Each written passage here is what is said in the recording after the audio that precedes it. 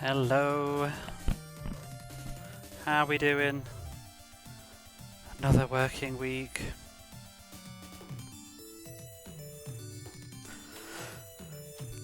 Another hardball working week. I'm pretty knackered, to be honest. I'm just like, let's just do some hardball. It feels like maximizing my time to do hardball.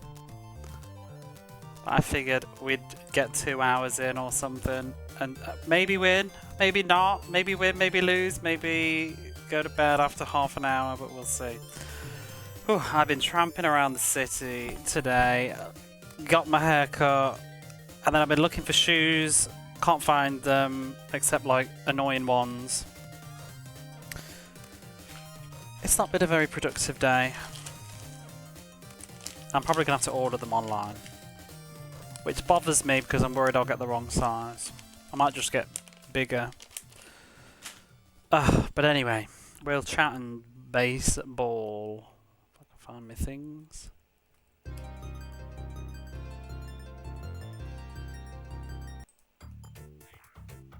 Oh, we got that Chuck Rock coming in straight away. I added to the playlist yesterday. Play ball! Play ball.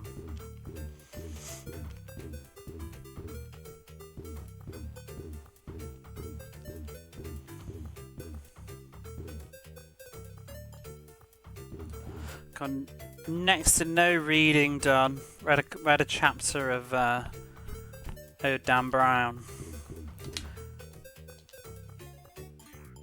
I was actually just gonna have a chill night in and read, but then I just suddenly decided I got a bee in my bonnet as I was walking home. I just thought, no, I'm gonna get home, jump in the shower, and get on ASAP. Let's keep the habit going. I might actually play Alex Kidd tomorrow night though, but tonight I'm kind of tired. And I don't want to get stuck playing Alex Kidd where I'm like near the end, but I've had enough. At least with this I can stop whenever I want.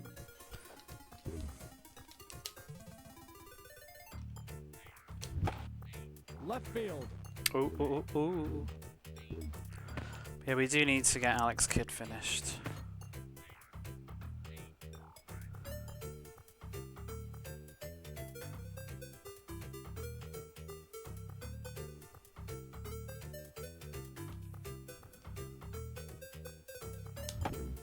Left field. Bugger! You're out. I don't know what I'm doing. I don't know what I'm doing. I thought I'd try and be sneaky. Sneaked myself off the court.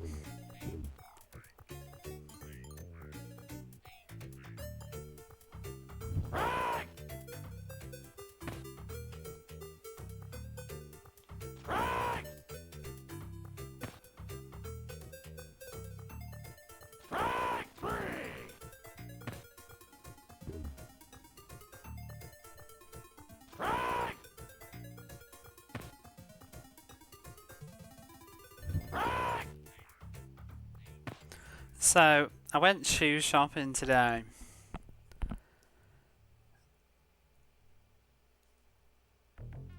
was waiting for the music to start. I was losing my trail of thought. I went to a new shop today that a co-worker told me about. Big sports kind of shop. It's a chain. And I thought, okay, we'll go there. It was a weird ass shop. I didn't even understand. There was all these shoes on the wall. And I'm like walking around trying to find a member of staff. Nobody's there. And I'm like, I want to get this in the size, please, but nobody's here. And then I noticed this other person on the other side of the shop. He's like moving the wall. And it's like there's all shoe boxes behind the display of shoes. And they slide to the side. I'm like, oh, okay. But then on my side, it didn't look the same. Mine was like a really big wall. And then I noticed that there were boxes behind it. So I wanted to move it. But I need to slide it. And I don't know where I can slide it. And then there's this guy sat down looking in the mirror. And it's like, if I slide these open, I have to move 3 of them. And it's going to cover the mirror. And I'm just standing there like awkwardly, like just like slowly blocking his view of the mirror as I slide these shelves across. But then I couldn't see, so then I asked the woman, have you got these in this size? And then she's just like, no. And I'm just like, what? And she's like, if you, all the sizes are written on the thing, on the, you know, the display, but underneath. And I'm like, well, how the fuck am I supposed to know that? You're supposed to lift up the shoe display with the price and the brand name on it. You lift it up, and underneath in tiny writing it says what sizes they go up to in it. So then she's like flicking them all over, and they all stop dead at 28. None of them go over 28, and I'm just like, well, she actually said first, oh boy, yeah, shoe store. Well, that's what I was like. What is this, like, secret society shoe store? You know, this is my first time here. I don't know the ways. But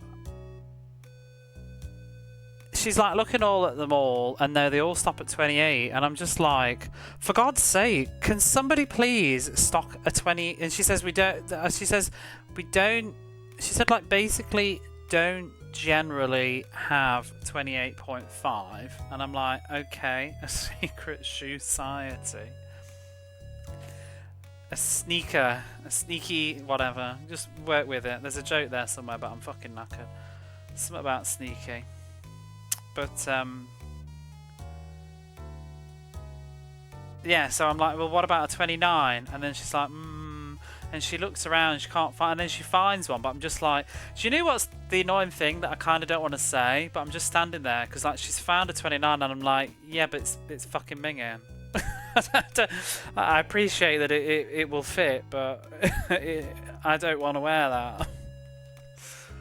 The one ugly ass shoe on the shelf that goes up to like a 29 or a 30. I'm just like, And then she's like, which brand are you looking? Are you looking for New Balance? And I'm like, at this point, no, just anything that will fit. I don't really care. I just want a shoe that's going to fit. And then she's like, oh, well, we don't have many over here. These are all like the walking shoes. Apparently, big feet, people, well, big feet. It's not even big feet. It's what pisses me off. I don't have big feet. It's just your average is tiny. But apparently, people over a certain size are not designed to walk anywhere. But she's like, oh, the running shoes, we have a lot of larger shoes. And it's like, I don't want to run. I want to walk. I mean, I did originally want to get running shoes, and that's why I bought some online, but I've already wasted loads of money on running shoes. I want some decent, comfy walking shoes now, not running shoes. And also, but I thought I'll have a look anyway. So she said, oh, there's a lot more in the running area. And I'm like, well, where are they? And she's just took me over and just left me there. But then I'm looking at all these running shoes. They cost a fortune. Like, they're all expensive, like athlete running shoes, and I'm just like, Jesus, has hecked things up. Why would that heck it up? What's the shoe culture that's hecking things up? I actually just googled it before I went live. It's because apparently the average Japanese man is between 25 to 26 centimeters. But I'm just like, well, yeah, but you know, at some point you got to cater for the not average person. And like I said, people are absolutely getting taller, and I can't believe that people are getting taller but their feet are not getting bigger. Tall? No. Feet. Heavily sports orientated for men's runnings. Well, yeah, but I mean, these are like quite fancy, like walking shoes. They're sporty walking shoes. Do you know what I mean? But I want like the comfort and durability. I'm not wanting like light as a feather, but it's gonna be horrible to walk in for long periods of time. Do you know what I mean? When I say walking shoes, I'm not talking like they have. I don't mean like going hiking up the mountains like walking boot shoes, but just like what I guess you probably call it more like casual wear, but But they have them as walking shoes here, some of them as well, where it's like... Because I think they're what we would call walking shoes, maybe. Maybe they're outdoor shoes, you would call them. Fuck me. Oh my god. Second base. You're out. But yeah, just like that. But I mean, I don't mind sporty shoes as well, but it's just... These sports shoes, these running shoes, they were so expensive. They were like almost... They were like $180, and I'm like, at this point, I don't want to spend that much, so... But yeah, you know the saddest part is, I bought the Pegasus 41 shoes online for about $120, right? About 13,000 yen. And they don't fit, and I'm stuck with them now because I wore them. I can't send them back, and I'm really upset about that. In the shop today, because I couldn't find these shoes, so I ordered them online. In this shop I went in today, they had Pegasus 42, not the 41, they had the 42. And they go up to my size as well. But you know what? They're $180, like 18,000 yen now. And I'm like, you know, if I hadn't already just pissed away all this money on the other shoes, I would have considered it. But I'm just like, I'm not spending 18,000 yen on shoes right now. Because that's going to be a grand total like $300 spent on pissing footwear. I'd like to get 2 pairs of shoes for that much. The ones that I was looking at were actually like 12,000, but I really liked them. They're these New Balance ones, these 880, and they had a lovely colour, but no, not my size. But the thing is, they do my size, because I was looking it up on the New Balance store. And other places too. Like all these shoes do go up to my size. It's just none of the actual stores are carrying them. That's what's really annoying. But it's like I want to try the damn things on first. That's the thing that's pissing me off. You know.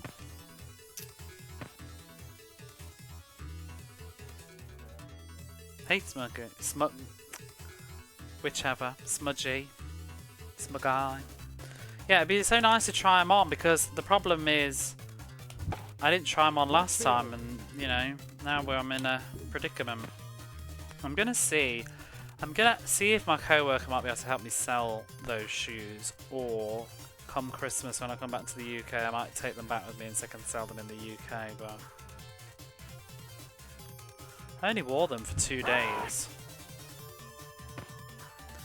I tried to clean them, and when I cleaned the sole of them, bits of the black kind of came off, and it looks like they've got like white spots underneath now, so I'm like, well, I can't pretend they're new anymore. So I was going to try and send them back. Second base. But I'm nervous about buying another one, because all these shoes, like my sizes and stuff, they're not from Amazon, they're from store people through Amazon, and it stresses me out. But I might just buy these in a 29. These shoes that I really like. Would you like to see them? Let me find them.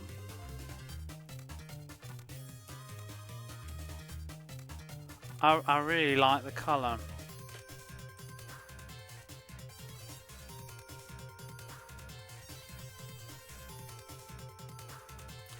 Oh, I can't find a nice picture now.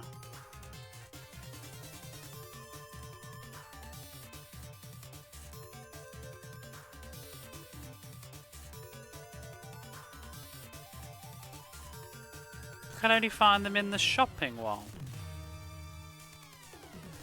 What colour is that?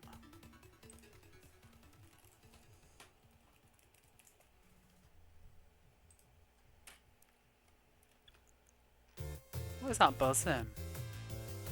Oh my god, I can't wait till this song's playing when we finish this game. Do do do do do do. I can't find him now. Oh, is that them?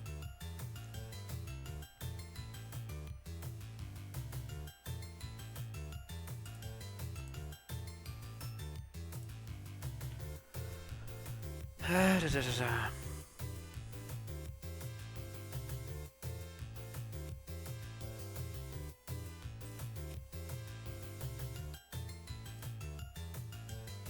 I thought this would be really quick, and it seems like it ain't. I think it's these.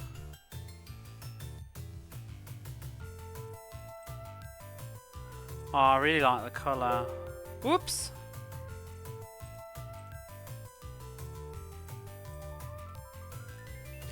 Is this even going to load? I hate when Google gives you a really long-winded... It's going to be too long to copy-paste, isn't it? Has that worked? There you go. Oh, I love the colour. They're like this dark, cloudy blue with red. Those are I would have bought these today if they hadn't been piston size, but they didn't. It's like with the sore dry throat. But you know the thing that's throwing me online? So they do a 29, but they do a 29B, I think it is, or something, and an E. They do a wide version as well. And they're like proper walking shoes. What is it? They got some fresh foam something. They're like going to cost me another 130 though, but they do look nice. And I'm not even being one of these like rich, expensive shoes person. I literally need some new shoes. Like my shoes are going to fall apart, and I don't have any other pairs that other than these horrible Adidas ones that I absolutely hate. I only keep them around in case it's raining and I've got nothing else to wear. I've had for ages. They're still in okay condition because I can't stand them because the soles always come out. But I need new shoes, and you know, I have to say one thing about the Nike shoes that I bought that I'm still wearing right now, and the bottoms are getting thinner and thinner. They've lasted about a year and a half, these Nike shoes. So compared to brands that I was buying before, which were cheaper brands, it is kind of a little bit. You are getting what you pay for. I'm noticing, you know. So I was used to just buy Converse when I was younger, you know, because I was just wearing for like fashion, not practicality. The stupid shoes I used to wear. I used to just wear Converse all the time because Converse was just kind of stylish. Truck Rock's very noisy. Thank you. But yeah, like, you know, in like the late 2000s and stuff, like Converse just went with everything. But Converse, I assume we've all worn those flat Converse, right? They are awful, aren't they? Like I look at them now, and I have some similar kind of Converse shoes now. It's like walking on a plank of wood. It's just like there's no comfort at all going on. So I never used to buy trainers and stuff. Oh, fucking hell. And if I did, they were just no brand cheap stuff. They're especially awful if they don't fit you. That's probably what is the problem with the ones that I've got right now. I think they're actually slightly too big. But yeah, they're dreadful. They're just like wearing it's like wearing flippers almost. Yeah, they're just totally flat, and they've got like no cushion or support. So and I do an awful lot of walking. I really do enjoy walking these days. These years, I've been into my walking probably since COVID. I think I really got into walking. You know, you were just stuck at home all the time by yourself. I was living alone and social distancing. I used to go out for night walks just because otherwise I go crazy. And then I really started to get into the joys of just going for walks by myself, listening to some music. Oh, fuck you! They're so disrespectful. Got literally like pinch him on the bum.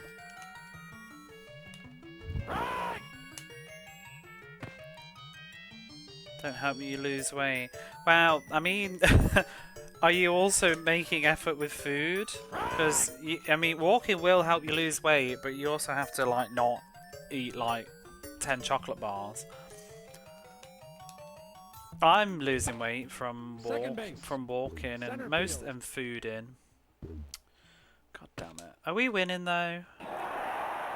No, we're not. I've lost 4 kilograms now in the last 3 or 4 weeks. Pretty chuffed about that. About 5 chocolate bars. How much walking are you gonna do? Shortstop. Out. Don't eat any chocolate bars. A 9 okay? I don't know.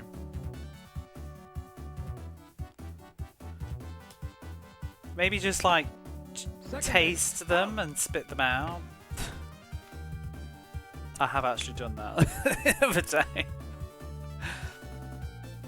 It wasn't a chocolate bar, but it was like one of those like sweets in a wrap thing, and I had a bit of it, and I was like, you know, that tastes lovely. But then I thought, you know what though, no, I just got a tissue.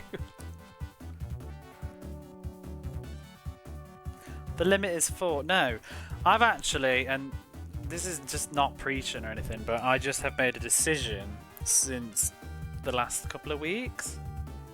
I don't buy snacks right now, so I haven't had any chocolate except for that bit that I tasted for about 4 weeks, and I haven't bought any potato chips, nothing. But I think that's the kicker for me. It was always potato chips. That's one I love. I love potato chips. I love crisps. And they're really, really garbage, aren't they? Like, I think I'm only just, and it's common sense to everybody, but I think, except for me, I'm finally starting to realise just how, like, absolutely garbage chips are. Like, and you know, the problem is, like, people say, like, oh, Japan is, like, the place to, you'll lose weight if you come to Japan. It's so healthy here. It's not. You still have to make conscious decisions to be healthy here. So, because Japan's junk food is just as bad as anywhere else. And also, sometimes I think Japan's junk food in some ways is worse, because, at least compared to the UK, because they don't do multi-packs of crisps. Do you do that in the States, where you get like a big bag of smaller bags? In Japan, that's very uncommon. There is like one brand now that started doing them, but they're kind of not worth the effort. They cost more as well. But you're generally just cheaper. But generally, most bags of crisps here, I want to say like, let me think, like 65 grams. Is that right? They're like party bag sizes. Or not really, like a miserable party, but like close enough. I'm trying to Google one now. Where's the consomme punch? Yeah, they're like 80 grams, 60-some-5 grams maybe of potato chips, but like that's probably about 3 bags of a UK portion. Well, yeah, I mean nobody's. I can eat a bag of 80 grams by myself, but that's my point. If I'm opening one of these bags of crisps, it's very rare that it's gonna leave the session with crisps left in it. Like once they're open, that's it. They're going. If it's a really big bag, then maybe. But the average Japanese bag size is more than I should be eating. But it's like I can't stop because they're so moreish, and also kind of by the.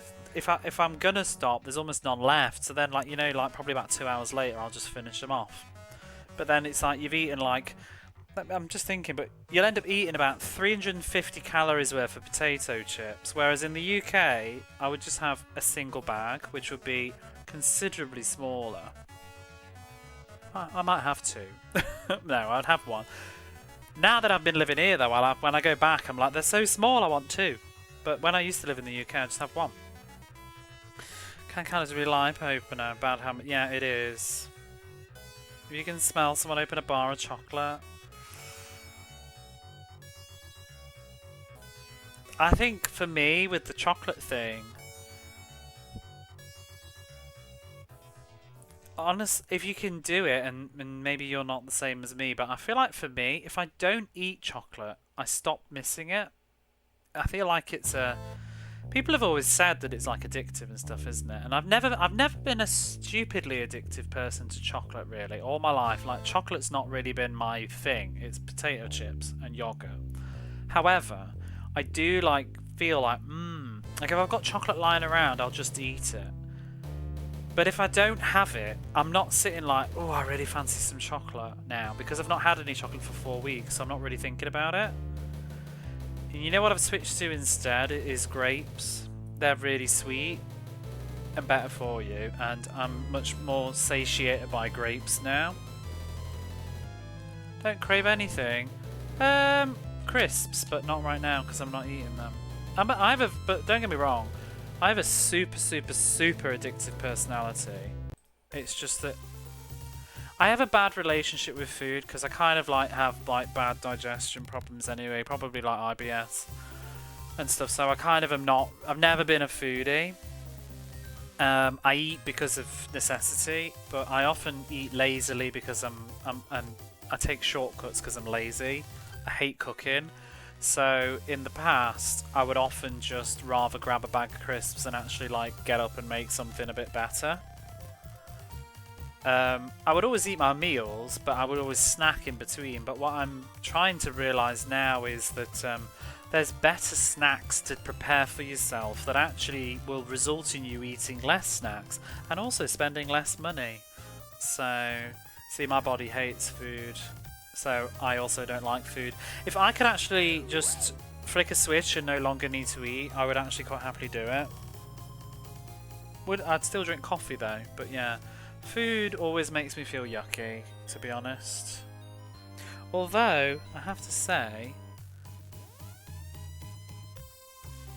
we used to say, yeah, digestive problems. Eating less makes me feel better than it would do. I think that is part of the relationship. Like tonight, I've had a very light dinner. I had a bowl of stew that I made that typically I would have with rice. I would have like, you know, like you get like Japanese curries, but you can get like a beef stew version as well. And I'll put like potato and carrot, onion, chicken, peas, corn. I put everything in it because I love a thick sort of stew. So put some, I don't even know what they're called, like ingen beans. They're like green beans. And I threw some spinach in this time, some frozen spinach in. But typically I would then, and I make a big batch of it and I'll eat it for 3 days, and I would usually have that on the side with some rice. But the last 2 days I've just been eating it without the rice, which makes it considerably less substantial. But I've eaten that, and then a bowl of grapes and 2 handfuls of nuts, and now I'm just sitting there thinking, actually, I feel quite good. Rather than, I feel like if I'd had the rice and my usual, and then maybe a snack afterwards, like I would have done in the past, like maybe some chocolate or whatever, I'd probably be sitting there in a food coma now and feeling, whereas I actually feel a little bit better for it. Should be eating more fibre. I'm not a dietitian or a nutritionist or a whatever they all are called, but from my research, because I always think this too, you want to be careful with the fibre thing, because it's not always necessarily that you need to eat more fibre, and it's also which type of fibre you need to eat. Like eating more fibre can actually have the opposite effect if it's like triggering for you.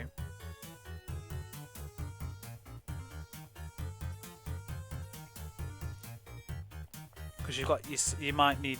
I think people always say like, oh yeah, eat more fibre, but it's actually eat more soluble fibre or eat more insoluble fibre like you need to. But I mean, I don't have the answer. I'm just aware of the difference. So yeah, and also like 8-Bit's saying, you can't just suddenly go, right, I'm eating a ton of fibre, because you'll just shock your system. You have to sort of introduce it. Alright, people are yapping on. I've not been reading a single thing. I hope it's all lovely, wonderful stuff. You're not a chocolate enjoyer. You got lucky there, but the rest of the sweets. I don't mind chocolate, but yeah, it's really not my thing. My thing is yogurts and crisps, especially together.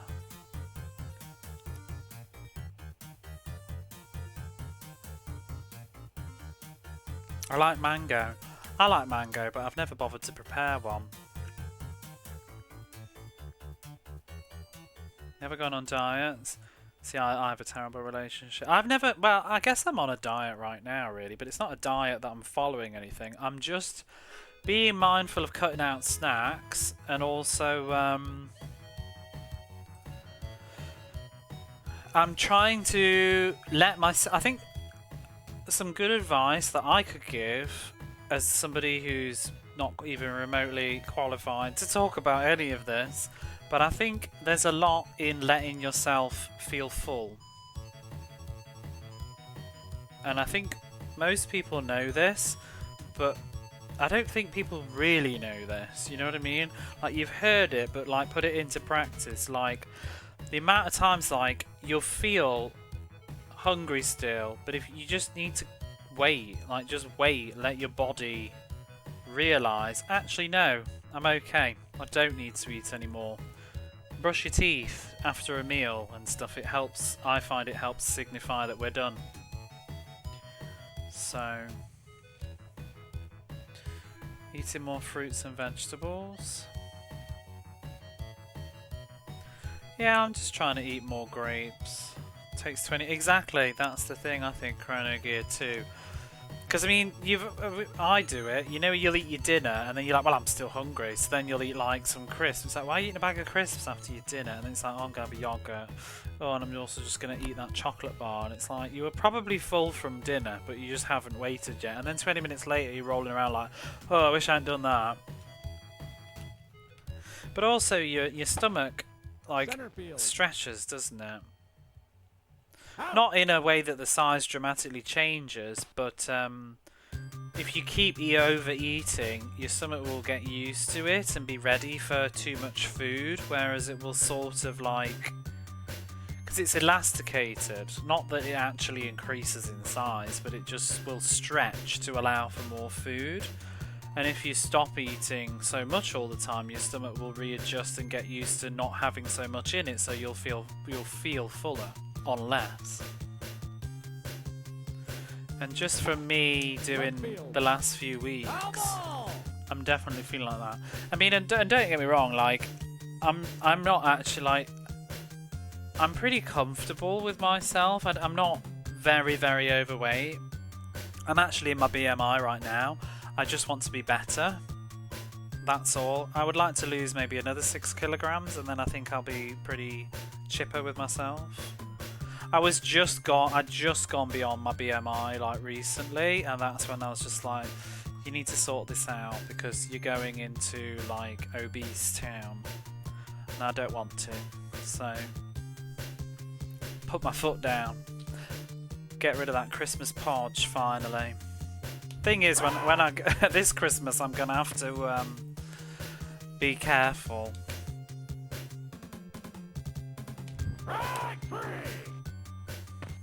I want to be the bottom end of the 70s, whereas I was actually in the 80s for the first time in my life. I'm back in the 70s now. I'm down to 78, I think, this morning, from 82, like 4 weeks ago. I don't know if that was just a particularly bad day though, but I don't really care because I enjoy seeing the dramatic difference. Because only one day was 82, but I don't know what I was before that once I got these scales. After that it's all been 81 and down, but I prefer the bigger number to start with, so it's nice. It's still 97. I mean, obviously it depends how tall you are as well, but... And also, you know, the other thing is numbers aren't everything because muscle and fat and weight are different, aren't they? But I'm just talking, I know my own body and I know I'm not that muscular, so...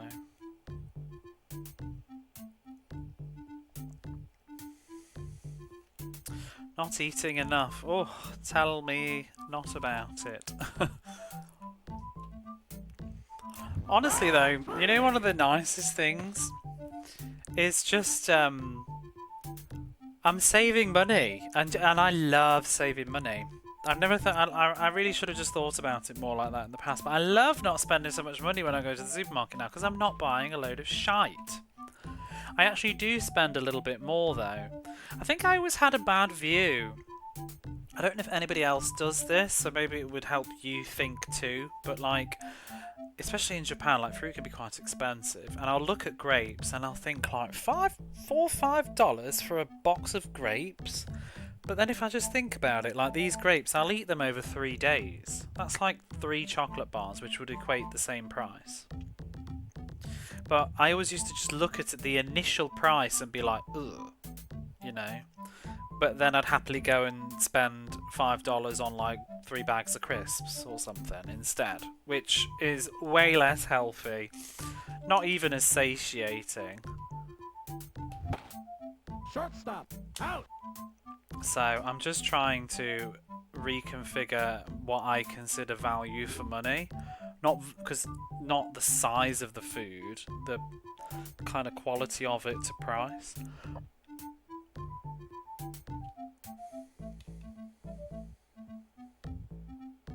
Well, thank you for eating that banana. I've actually stopped eating bananas. I used to try and always force myself to eat bananas, but you know the truth of the matter is, I don't really like them. They're very acidy and they upset my gums.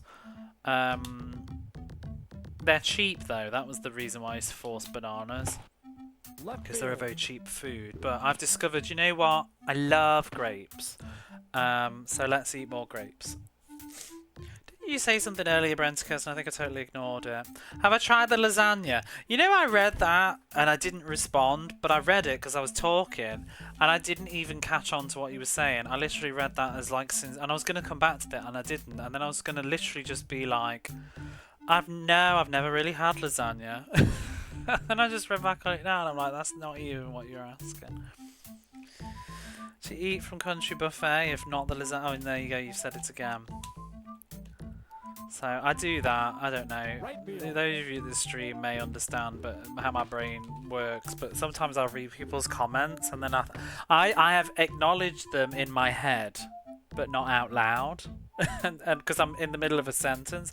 But I'll be like blah blah blah, and I'll scan read it, and be like yeah, and then I'll keep saying what I'm saying, and then I forget to ever come back to it and acknowledge to you that I've actually seen it. Sometimes I say hello to people in my brain, but realise later that I didn't actually say it out loud. You just say stuff. No, I just ignore you. I don't like the texture of bananas. But no, I've stopped buying bananas because they perish so quickly, especially in the summer. And I don't like putting bananas in the fridge. But, yeah, they go bad so fast. I've been putting my grapes in the fridge though, which I never used to do. Because they go bad quick too, but yeah, I'm just having to make sure I eat them. Right field. I like apples, but the apples are so expensive. Let's just start over. Fuck this game. See, I don't cook or anything like that, so I just make garbage when they're really, really bad. No. So a lot of stuff doesn't keep very well in the fridge, does it? Do you keep your ketchup in the fridge? Second base. You're out. Who keeps tomato sauce, ketchup in the fridge?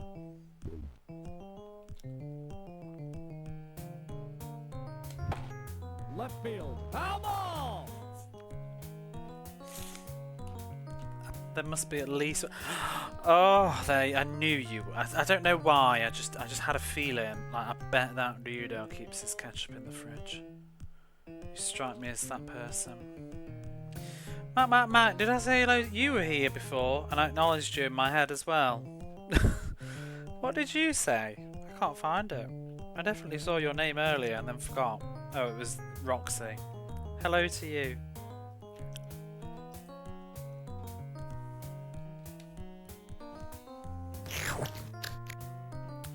There you go.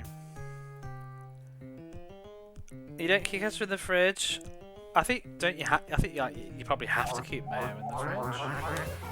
I don't keep ketchup in the fridge. Make your chips cold. Cold ketchup on hot food.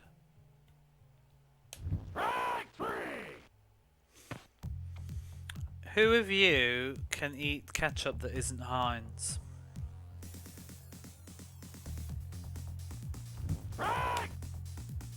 I have to buy Heinz. Like, I feel like there's everything in life that I can eat off-brand. ketchup is the only one I can't.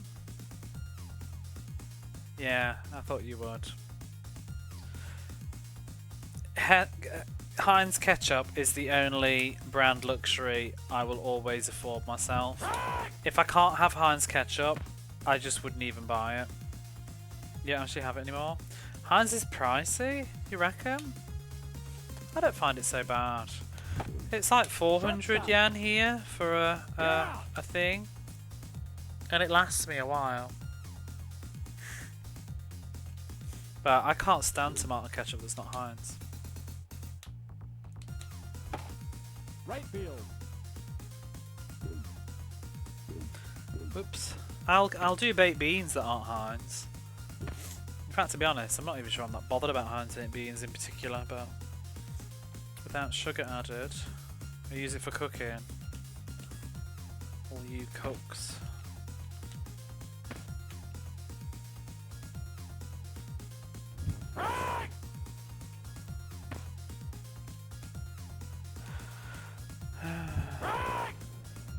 I've got one more day of not cooking. Yay! Because I've got another bit of stew left. You like barbecue sauce?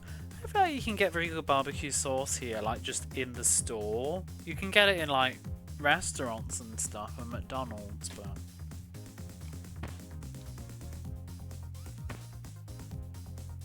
do you know what annoys me here though? You can't get good malt vinegar. You can't get malt vinegar, really. They used to be like one of the chain stores that sell a lot of import stuff used to sell malt vinegar. Like the proper, is it Sarson's malt vinegar? Do you have that in the States? That's like basically the staple malt vinegar in all restaurants in the UK. In the little brown bottle thing with the cap. But they used to sell that and then they stopped. And I'm like, damn, I'd love to put it on my chips.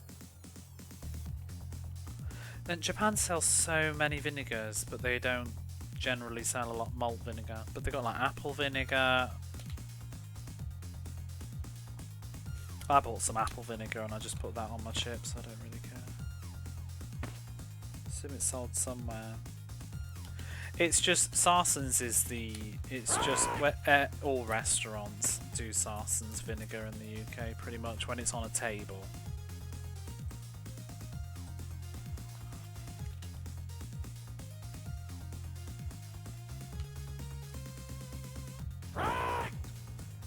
Strike! I hate mayonnaise though. A little bit about me. I hate mayonnaise.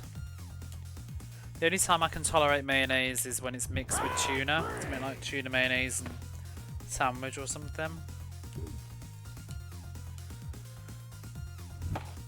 Right field. I feel like tuna's overpowers it all. Foul ball. Yeah, I just hate mayo. Don't like it. I think it's yucky. Japan loves mayonnaise as well. It depresses me. They'll put mayonnaise on fucking anything. They put mayonnaise on pizza. Disgraceful. Handshaking with me? I thought you liked mayonnaise. This is some slang.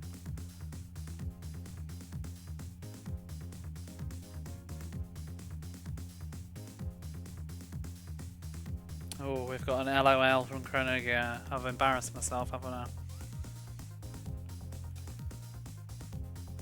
What's going on? Use mayo as an ingredient, but you never use it for anything else. Ingredient in what? Left field. Mayo on pizza's illegal.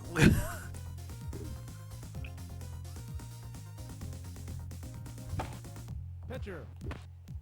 You're out. You're out. Oh. Maybe I wouldn't know though, but if you told me I'd be unhappy about it. Hey, I'm totally okay with pineapple on pizza. I don't see the problem with pineapple on pizza. If you don't want to have your pineapple on pizza, that's fine, but I don't think it's weird.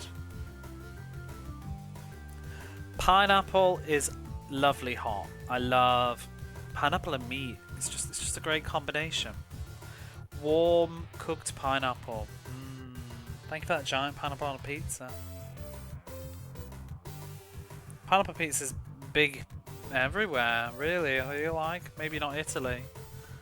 It's pretty big here. It's a kid's pizza here, though. I love it. You don't like pineapple in general? Well, you're disqualified from the conversation then.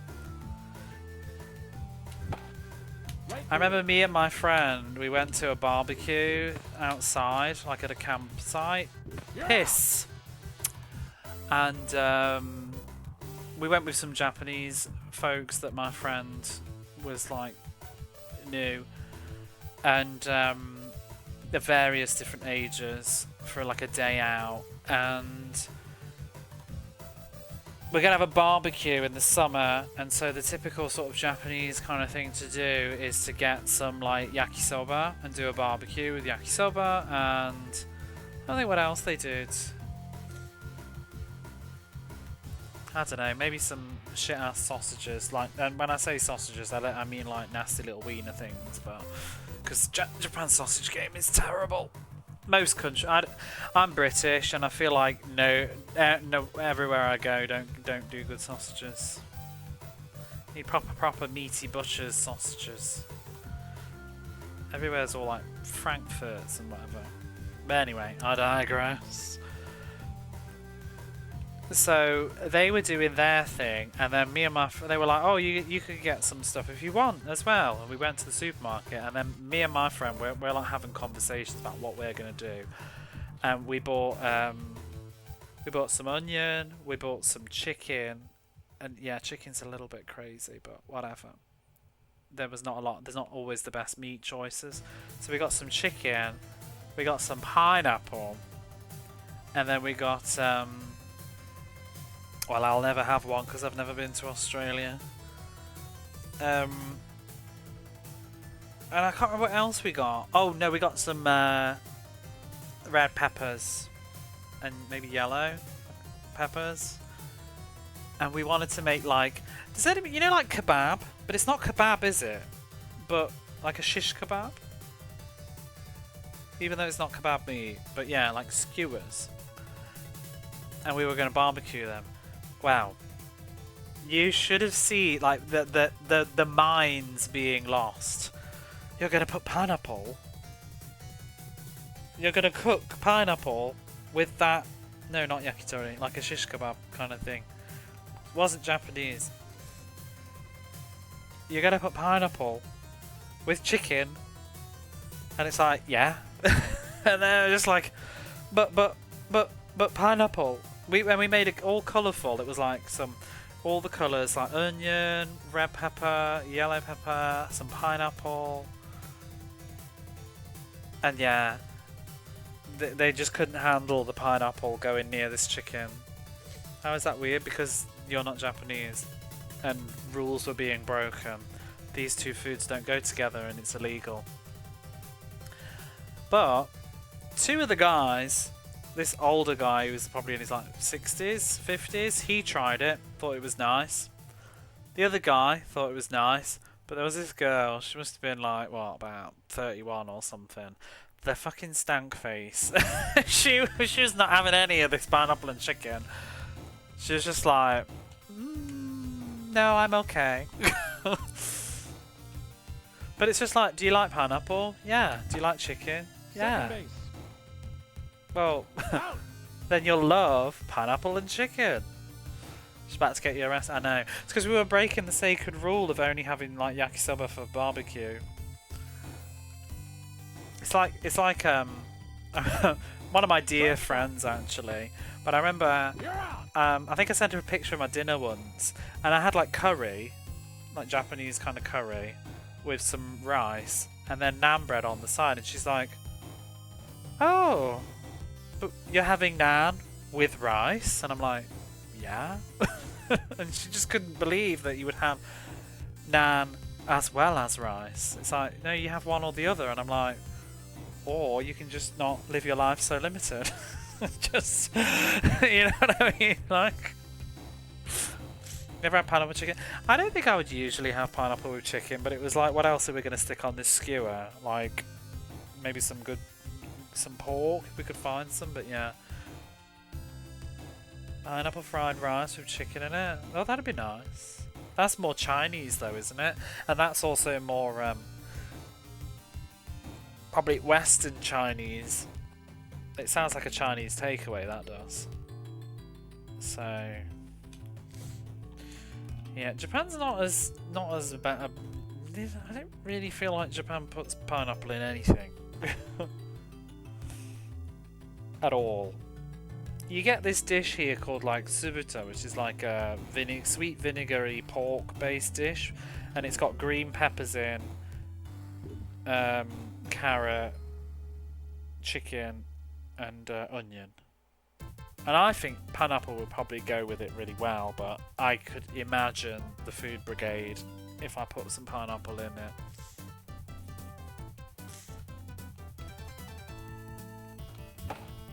Center field. But you know the thing is, it's like I was saying to my friend though, like, you can't handle pineapple and chicken, but you'll put like fucking broccoli in a sandwich and strawberry and cream. Like, you can go around in stores here and you can buy strawberry and cream sandwiches, and I'm just like, that's nasty. That's nasty. You don't need fruit in bread.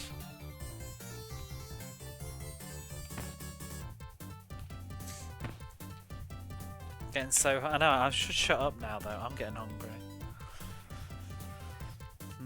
Barbecue chicken and pineapple pizza. I don't know, that might be good. With the barbecue though? I'd still eat it though, generally. I had a custard sandwich once. I was curious, and then never again. I love custard, but I don't need it in between bread.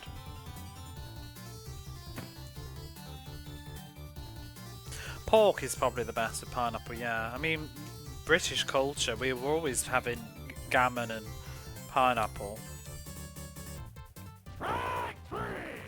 We just did chicken because it was cheaper and easier to get, so...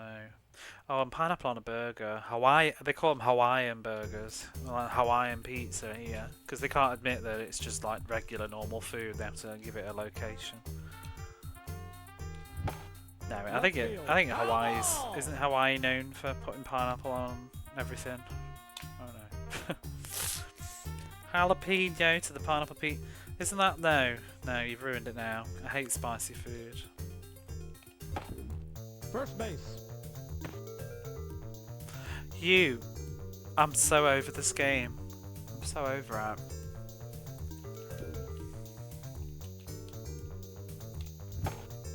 Left field. They lie. No gameplay's happening today anyway. We're just gonna chat for another hour and then I'm going to bed. Thanks for chilling out with me after work. In my just chatting stream.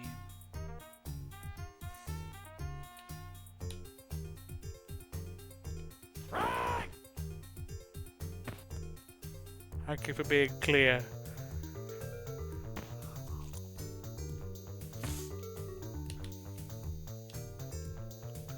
I had a burger here in a special cafe and the bread was gorgeous. It was just really soft. I'm going nowhere with this. It's just a nice bun. Beetroot.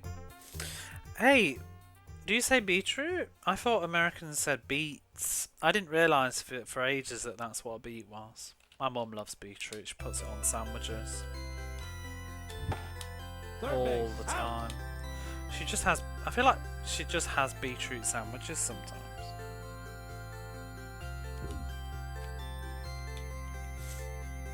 I wonder if I like beetroot. I always used to hate it as a kid, but I can't remember the last time I tried one. Remember The Simpsons called them beets? I remember it from Doug. Oh, you're so considerate.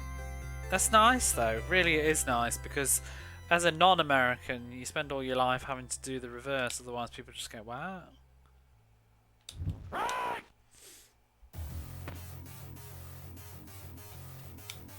Thank you for translating.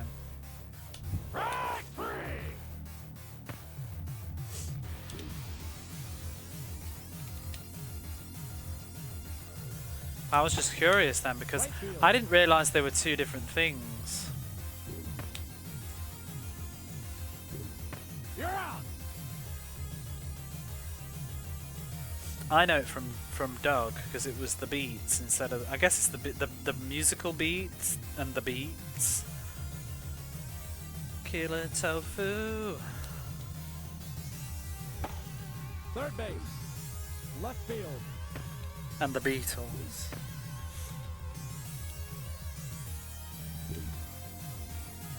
Because you get pickled beets as well, don't you? In America, which is, I guess, pickled beetroot. Right field.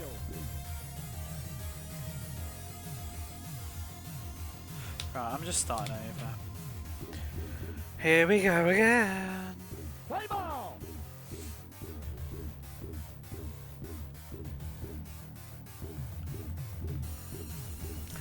How are you for aubergines, Ludo? Are you aware of the aubergine?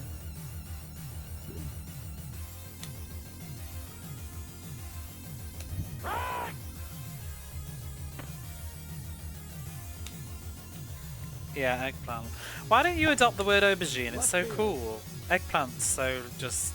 I don't know, it sounds binging. Out. Eggplant. Aubergine.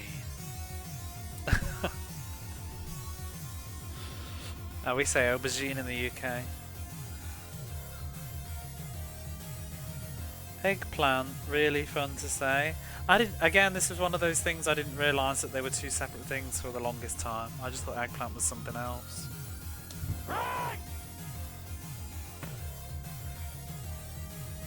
Oh.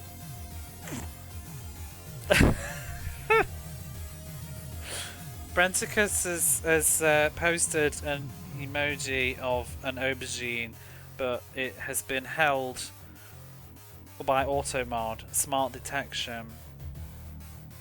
No aubergines allowed. I'm going to allow the aubergine, but the eggplant is banned.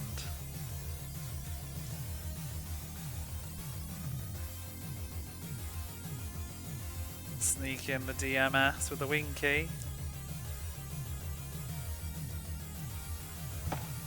Aubergine.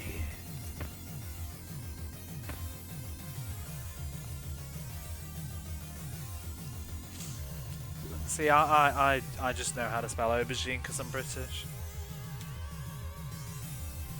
You'd know how to spell it if you saw it all the time. Foul ball.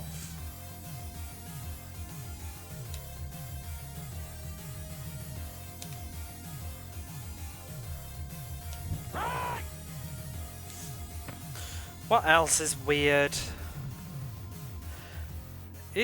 I feel like I generally know most, or well, like tons of American words because of just television growing up all the time, but I'm sure there was one very recently that I was just like, oh my god.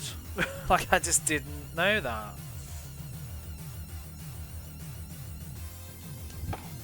Left field. Foul ball.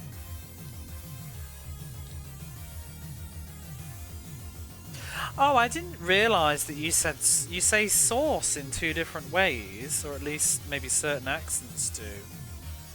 Like is it sauce and sauce, but you spell it the same way? Like no, not the same spelling, sorry, but like the source code and tomato sauce, would you say? Sauce versus sauce? Because we would just say sauce for both. Same. Yeah. Sauce versus sauce. Sauce and sauce, yeah. I didn't really realise that until recently. I mean, obviously I've always heard American people saying it, but it all just sounds like American to me. I didn't actually realise that you distinguished between the two words with pronunciation, because we don't. We just say sauce. Tomato sauce and lost the source code. Source code, applesauce. Left field. I suppose it's useful. Barbecue sauce. Well, how do you say like somebody's being saucy? Saucy Sally, how would you say that? Saucy Sally's so saucy, she lost the source code while sassing Susan. I don't know. How would you say saucy though? Would you say it's saucy? No, but I can't read your letters. I mean, I can't voice. I can read your Can't read your letters, people. Saucy, like I'm saying, saucy. So you don't say saucy. See, now it's just silly. I thought you had like a good system going, but no, it's silly now. I thought you made sense of like distinguishing between two words, but saucy. Yeah, but you don't say saucy. Like tomato sauce. Tomato sauce. I feel like I've been drinking the sauce. Oh my god. Right field. We do. You do what? Not much difference. Cot court. Then there's sauce. Martin who? Saucy? Scorsese? Sauress? Sauress?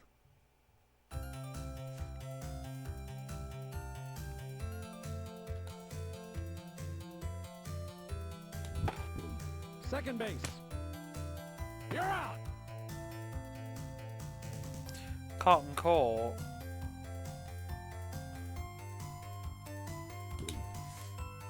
Oh, I can hear that, like when things are the same. I just meant when you actually went out of your way to distinguish two words, whereas we don't. I'm lost on this saucy discussion, but seesaw.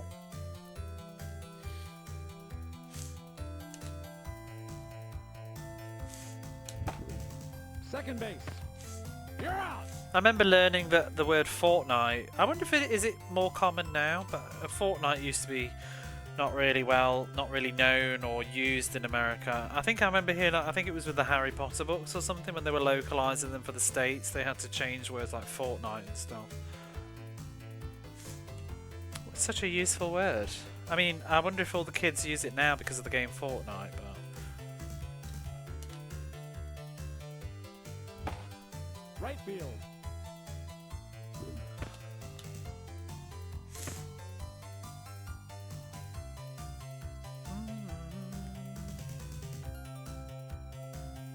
Doubtful.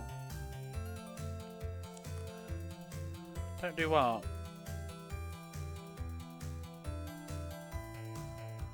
On Fortnite? We used, because I mean, I used to get Sonic the Comic fortnightly. I mean, you can say bi-weekly, but... Bi-weekly sounds confusing to me, because it's like, is that twice a week or every 2 weeks?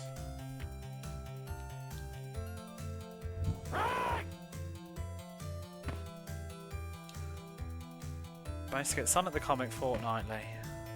And we're going on holiday for a fortnight. If you ask a kid about Fortnite, they probably start doing give them a slap. Second base. You're out. For a fortnight.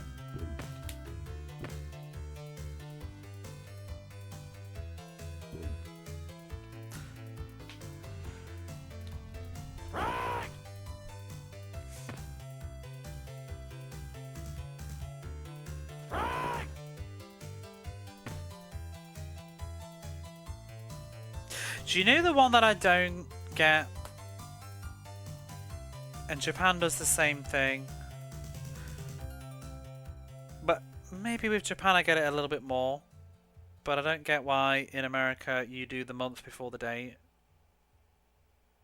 Why can't you start with the smallest unit first? Smallest is the days, the smallest value, then the month, and then the year. Why is it month, day, year? Blows my mind. Because Japan does month, then day, but they actually technically do year, month, day. Backwards, completely. But yeah, it pisses me off no end as a Brit, because Whenever I'm looking at stuff, I always have to think like, wait a second, is that June 3rd or March the 6th? Drives me crazy.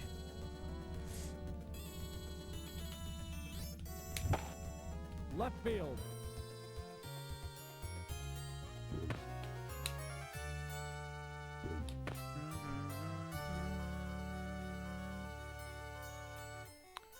$14. Oh, 14 nines.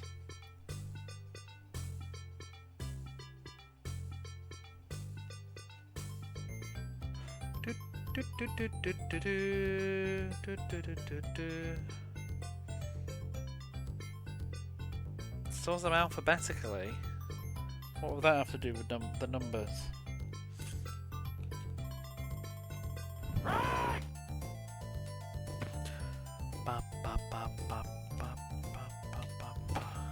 Pitcher. Shortstop.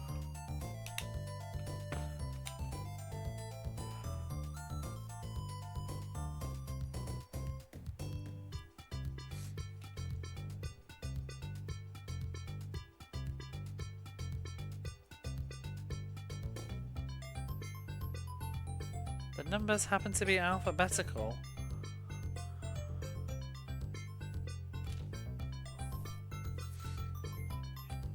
I don't know, I've got a bit lost there. I think Japan just does it because they just write the date that way though.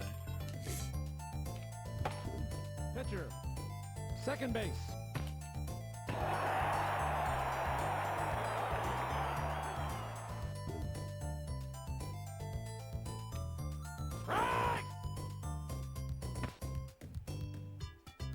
Oh, what am I even doing? I'm literally just titting about on this now. This is just a total whatever stream. Just having a lovely time chatting. What will be, will be.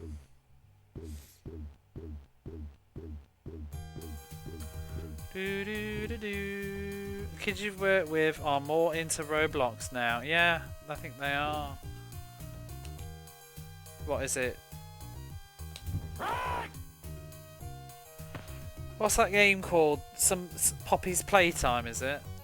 I've actually walked past a house recently with a giant Huggy Wuggy, like all down the window. And you can get like stickers of them now. I can't believe this is all just becoming like merchandise. Huggy Wuggy erasers. Left field. I don't even like. I actually don't even understand Roblox. I'm that old now.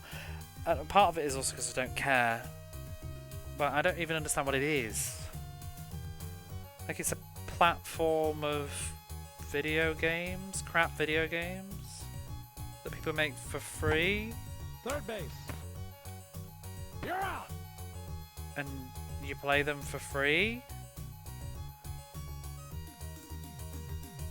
Oh, Minecraft is. I don't think it's holding strong. I think it's become popular in Japan. I don't. Whereas, unlike other countries where it's been popular for a while, I feel like Minecraft's really come into its own in the last like 4 or 5 years here. Let people make their own games. I never really played a lot of Little Big Planet either. In Canada, if you're using the numbers, it's 16th June. You'll see, yeah, month, day, year is just silly to me. Just pick one way or the other, but don't just switch it round halfway.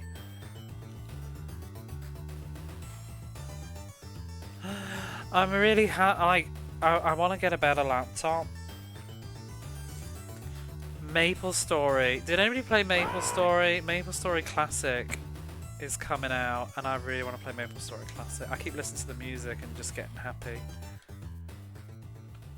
I'll probably low-key discover that Maple Story was actually kind of crap, but yeah. Did you play Maple Story? A lot of people didn't play it, you know. You'd be surprised. Left field. Like a lot of people didn't know about it. I just came across it like years ago. I think I found Maple Story from, you know, like Addicting Games or something. Hey Hitch.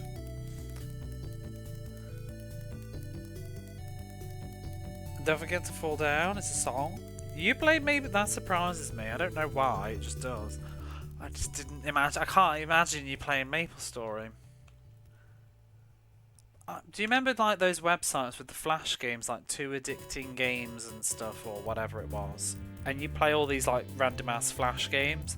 I remember somebody must have made one, and it was MapleStory, and it was like the MapleStory character things. But it was like a platforming flash game. And I think I found it from that. And it would have been about 2002? 2003? Well, it was just for me, like, I don't know, maybe for you as well, but one of the novelties for me, it was like the first MMO I ever played, and because it was free for a start, and it was the first MMO I played, and that whole novelty of just like, oh my god, that's a person. It was so weird. Like, and typing like, hello. I actually played MapleStory on the Southeast Asian MapleStory because I didn't even know, because it was called MapleStory C.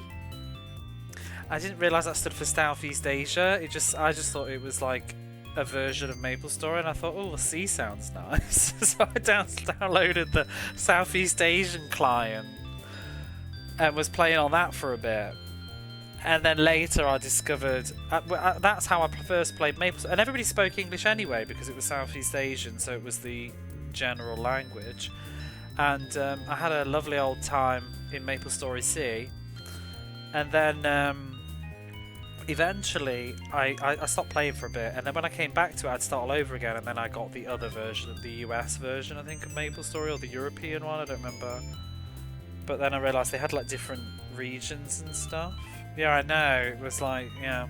I was well away on my MapleStory C, but I thought it was like Disney C. You know, you got... But yeah, I liked it. I had a good time with MapleStory. The music's so charming.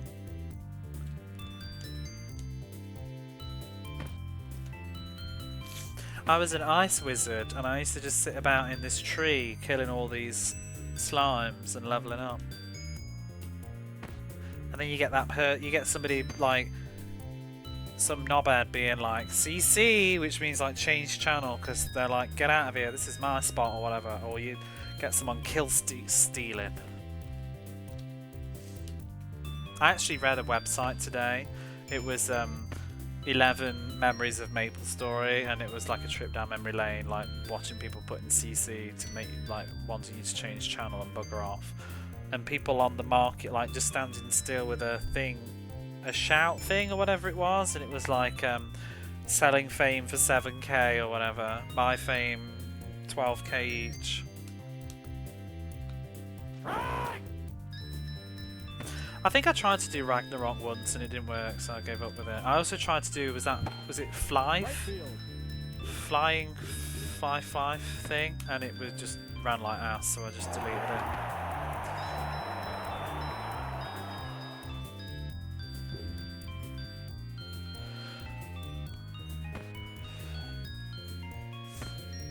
But maybe, and I think the other thing is, that was one of the best things about MapleStory, that it ran on anything. It was just so easy to get going and compatible. I think that was probably its biggest success.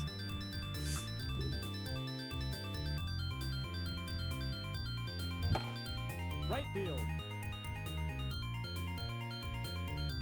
Home run! Fuck this fucking video game.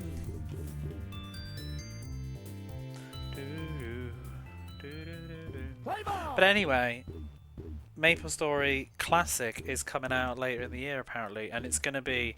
See, I never kept up with it, but apparently they just ruined the whole game with adding all this modern crap into it, and maybe it's monetized, I don't know, but they did this like Big Bang thing where they like started it all over again or something, but now they're going to launch a classic version which is going to be pre-Big Bang, and apparently they're going to try and replicate the original MapleStory experience, like, and they're going to only have the starting 3 classes, only the early locations, and not all of the bosses and stuff. And it seems like they're just going to go back to the thing, and I'm kind of, but with some quality of life added, and I'm just like, that sounds really cool. I wish they'd do a bloody console version. Yeah, I think they do, because MapleStory was free except if you wanted to do like cosmetic stuff, and that was fine because it was totally optional, because the game was grindy as hell, absolute grind fest, but it was free, so you couldn't really moan about it. But you couldn't pay to win, I don't think. You could just pay to look good. Maybe there was equipment that you could get, but I actually never really played MapleStory in a sort of online sense, like in a competitive way. I just had a good time, like moseying about and leveling up and doing all the quests and occasionally chatting to people and making parties together to help grind on something, and that's it. I never even did like the dungeons and stuff, really. I did one, I think, but I didn't really like it. Because nobody would let you read anything if you did the dungeons, because everybody had already done them and they would just rush through and leave you behind. So most of the time whenever I did these, like, I remember doing this swamp dungeon, I just didn't have a clue what was going on. Gets kind of dry. See, I just find it nice because it's got, I love the graphics, the aesthetic and the music and stuff. I just used to find it really chill to just mosey about. I remember my friend in uni, we would be on MapleStory and just be like chilling out, grinding and chatting. It'd probably be even more fun now with like Discord and whatever, because this was like obviously like years ago. Oh shit. Eve. I don't think I did that one. What's L-O-T-R-O? Don't remember Rose.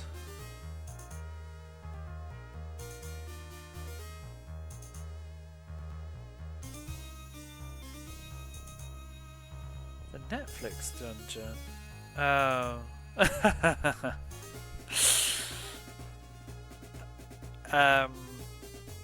Yeah, that's the final dungeon of the first story.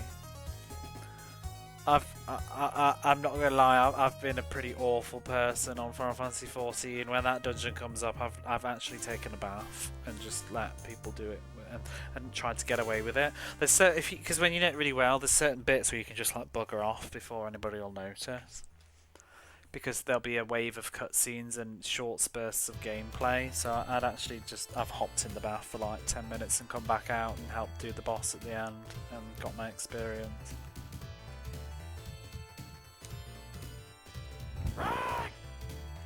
Because it takes forever.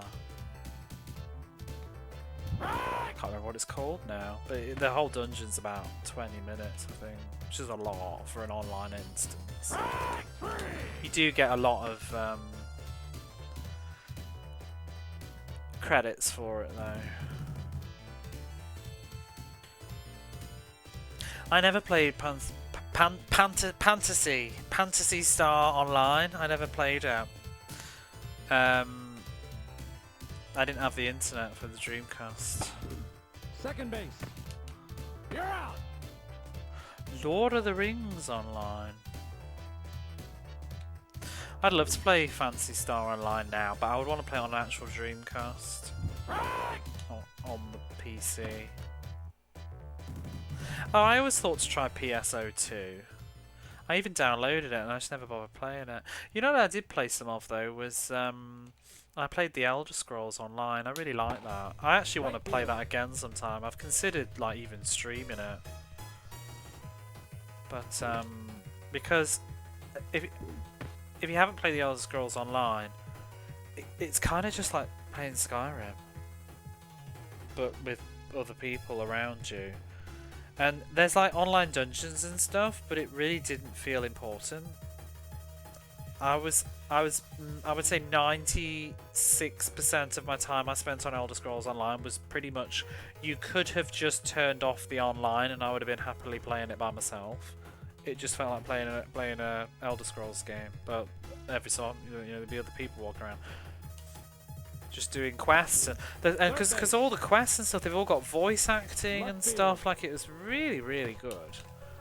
The story stuff, all the quests, and the quests and the stories in the quests were really good too. Like, it really did, like, down the line, if that online, if it ever goes in the bin, they could totally just release that as an offline game and, like, quality of life, improve it and just turn it into a solo experience, because it felt like a proper game.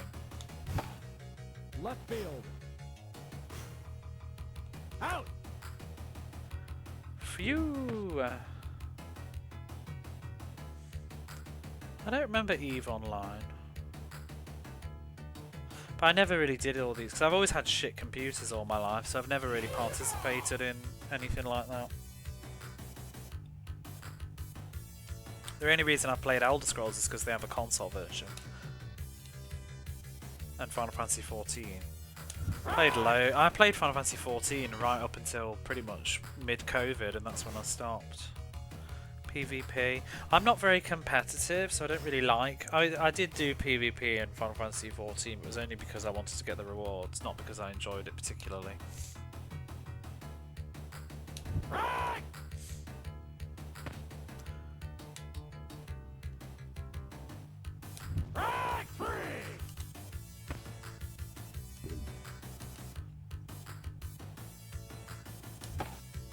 Left field.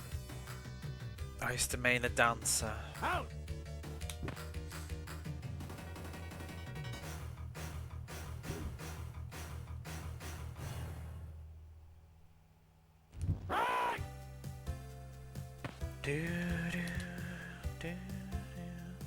Yeah, I'm very much considering about this Maple story. I feel like I might need a new computer though. It would probably run on this computer, but I probably wouldn't be able to do anything else.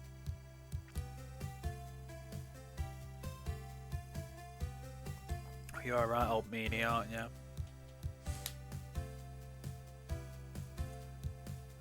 You could take stuff away that costs people actual money. Right field. It seems like a terrible oversight in design. You're out. Final Fantasy 14's expensive. I mean, yeah, I've been paying for my virtual apartment in Final Fantasy 14. I've been paying the rent on it for quite a long time now. I keep meaning to go back, but I stream on Twitch now, which doesn't give me as much time to do things like that. And also, it's got to the point where I'm kind of overwhelmed to jump back in, but I don't want to lose my house. I don't think Final Fantasy 14 is that expensive though, for the quality of it.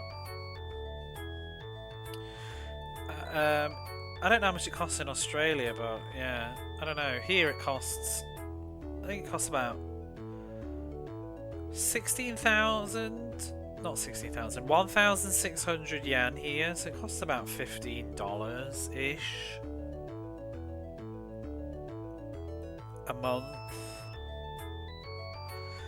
But the thing is with Final Fantasy 14 is there's no... It's like very high quality production. It's all like voice acting, cutscenes, and big story, and constant new content being added, and yeah, just loads of stuff. And it's very well maintained because it's a service that they're paying for. And also, for things like PlayStation, you don't have to pay for PlayStation Plus to play Final Fantasy 14 because you're already paying a subscription.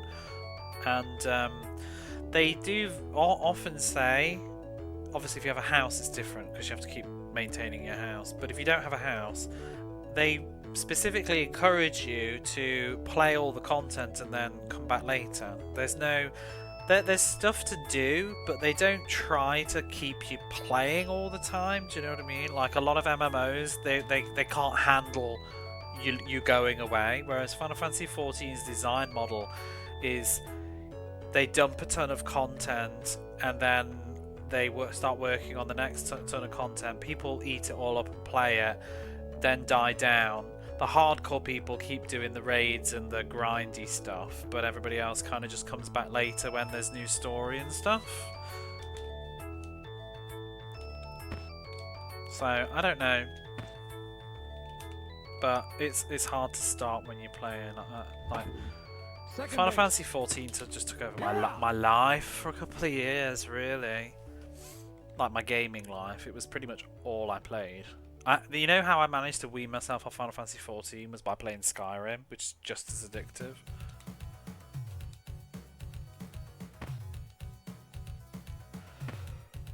I was getting very torn between Final Fantasy 14 and Skyrim. First base. Hardball. Oh, do you know the worst though? My actual what are your crack games? We've got an ad break coming up though, but I'll get back to you afterwards. But what are your crack games?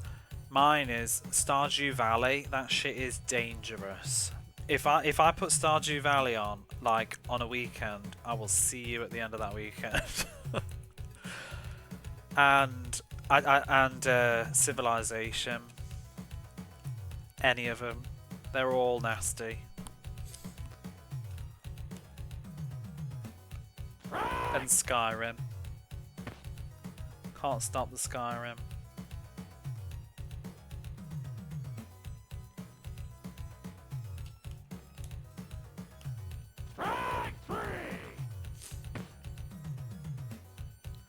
Hey Doam.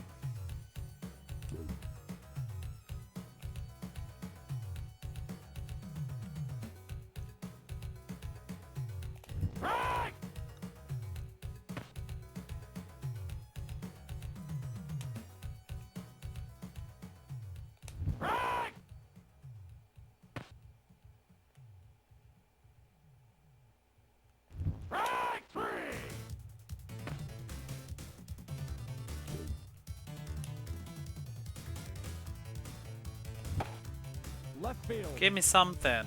Nope. Out. Oh yeah, you're always grinding on that bazaar. I don't even get it. I don't get it. Is it like hot like that Witcher game, whatever it is? I don't get it. It's like a card thing.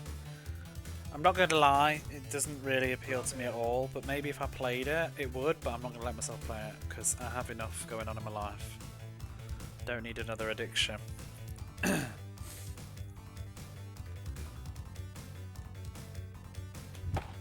Right field. Foul ball. Special card games. Well, Ryudo's always playing the Bazaar on Ryudo Grinds. Spelunky and GTA. Oh, GTA. Those were good. You surprised me a lot. I really didn't expect you to be into Oblivion and Skyrim for some reason. I don't know why. I was expecting you to be like, oh, I hate it. I keep thinking about playing Oblivion again because I've never really got that far in it, and I do love the formula. I tried to stream it, and then I used to stream Oblivion on Sundays. I should get back to doing that. I'd start all over again though, because I never got too far. But yeah, I love playing Oblivion. Oblivion was really easy to stream when I first started out as well, because it's really easy to just like. There's always something going on in it. Oh, you love Oblivion? I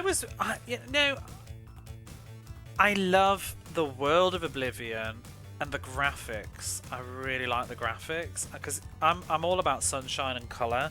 And as much as I do like Skyrim, it's very bleak as a video game. A lot of it's just snow and stuff. Like there's some locations are really nice, but Oblivion is really beautiful, and it's got horses. But I just the leveling on Oblivion gives me a headache. It annoys me, and I really like being mages, and I hate the magic in Oblivion. I feel like if I start again, I need to be not a mage, but I know I won't be because I can't resist. But I hated all the magic in that because it's so complicated with the creating your own magic, and I always find like your magic just becomes obsolete like so quickly, and then you have to keep going and fucking making like a better version of the same spell. It just got really tedious, and that's why I kind of stopped streaming it at first, because I wouldn't really care so much now, because I'm literally like, what? I'm 41 hours into this retro baseball game. But when I was playing Oblivion back then, I was having to spend ages just like making magic and stuff, and I was just feeling like, oh my god, this is so boring. Like, and I felt really self-conscious, like I need to hurry up. But then it was like I was not really playing the game very well, because I kept thinking, oh my god, I'm in this magic menu, and this is, you know what I mean? It was just awful. So I started to resent the game for being, because it's got so much admin in it. And I started trying to like do it offline before I went live, but it was just all pissing me off. But I don't know. Now I think I'd just take my time and chill with it. If I started it again, I'd probably still do a mage character, because I love magic. In fantasy games, I always like to be a wizard or something, or a mage. And the mages guild, the mages college. I love it all. Oh, they made Skyrim so grey. Yeah, I mean, at least like once you start going west in Skyrim, it does get a little bit better. But yeah, I definitely prefer the colour. That's what I liked about Elder Scrolls Online, actually, because you can revisit. If you haven't never played Elder Scrolls Online and you like Elder Scrolls games, like, it probably is worth checking out, because you can re-go to all the locations from previous games. Like, they've got Morrowind places, and it makes me really want to play Morrowind now, because they were so interesting looking. You can go to I don't think they had a lot from Oblivion when I was playing it, but they had some Skyrim locations. They had I think they had the Shimmering Isles. Was that, maybe that was Oblivion? I think they had the Shimmering Isles, and then they also had I can't remember now, but yeah, it was really good. He was a WoW fan. I've never played World of Warcraft. I was starting to think about it, because there's a bit of overlap with a lot of WoW players came to play at FF14 at some point. Yeah.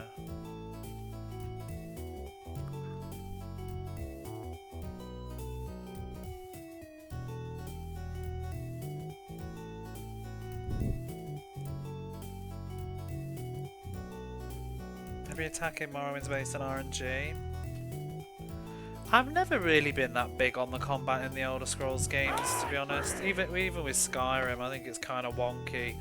Once because especially if you're a mage, once you get to a certain level, the enemies get so powerful they can practically one-shot you, and your companions usually get in the way, and your strong magic ends up killing everybody by mistake.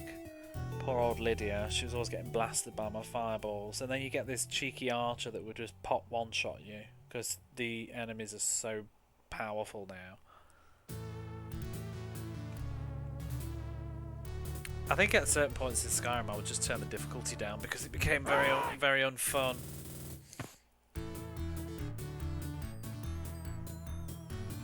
And then Oblivion, you just get very stressed about leveling up the wrong stats, and because it's all what's the word, scaled leveling, isn't it? But you could level up like just from jumping up and down, and then still be really weak.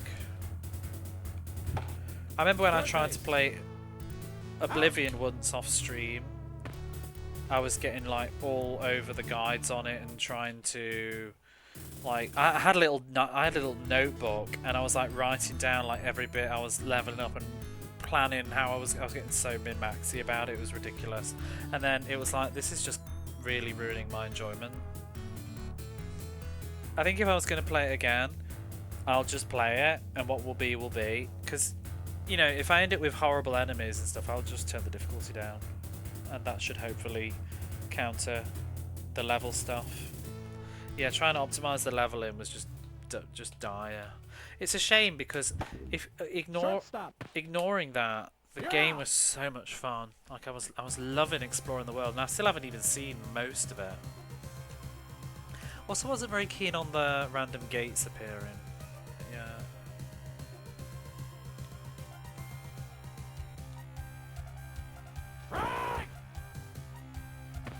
Like, I think I went in one of them, and it took ages to get out again. Yeah, the gates just got on my nerves. They're a bit intrusive, and it's kind of silly to say because that's kind of like the point of the game, isn't it? That's why it's called Oblivion. I don't either, Dawan, but I'm also really terrible at resisting it once I know that there is stuff like that. It's like playing something like Mass Effect. You know, the minute the game presents me with dialogue choices and I'm suddenly on Google like, which is the best answer for... Can't help it. That's what streaming helps me to a degree with that. It helps me just get on with the game and not obsess over reading guides all about it and just do it.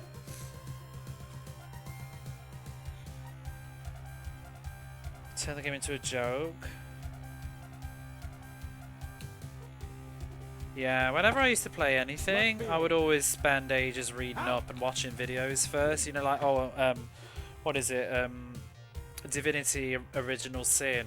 Got that. I think, and Baldur's Gate or whatever. You know, I probably spent about a week just like watching YouTube videos about like things to know before you begin. Toxiball. Yeah, I always want to know everything, but then when I started streaming, it did sort of change that a little bit because, like, when I was younger, I'd just get on with it and worry about it later. But now I think it's the mindset of being older, and I think you always have this like feeling of like, well, I don't have time to replay this game. I'm only going to play it once, so I may as well make the most of it. But truth of the matter is, if I like the game that much, I'll probably replay it. So, and the amount of times I've ruined games because I've read spoilers and stuff. Star Citizen. So I remember getting stressy with Buck Rogers about all the stats here as well. That was good though. Center field. You're out.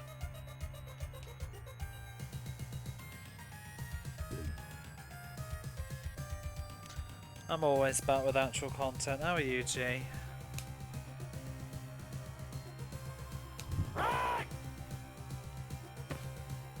Shank until the game's practically background noise tonight. I've made next to no progress. Just been yapping.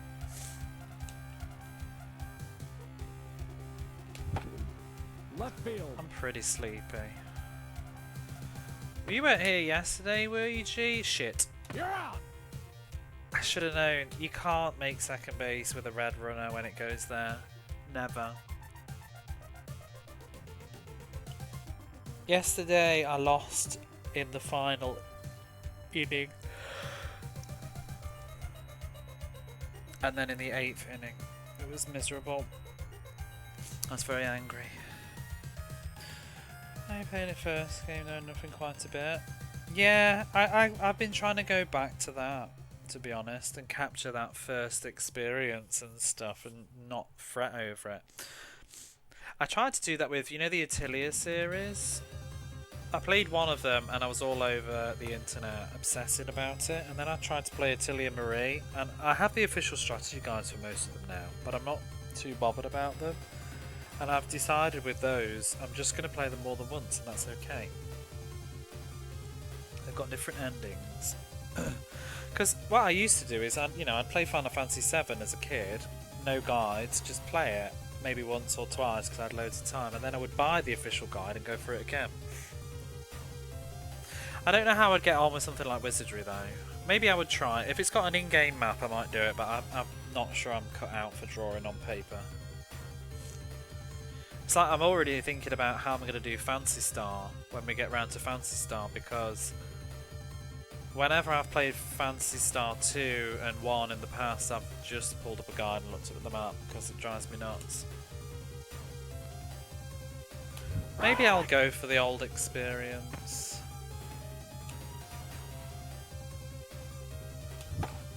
Third base. Maybe I could play Phantasy Star and Shining with whatever it is, Shining in the Darkness, and map it out. It's just a lot to juggle. Yeah, Phantasy Star 2 is pretty much obnoxious. Because it's teleporter shit.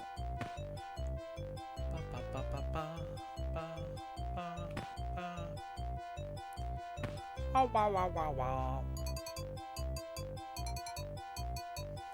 Yeah, I feel like with wizardry, the old school wizardry is, if you're not gonna map it, there's practically no game left. But I think the modern ones, don't they? They have in-game maps anyway. Well, the modern ones, but like the PlayStation Saturn versions of the wizardry ones, I think they've got in-game maps, which makes it appeal more.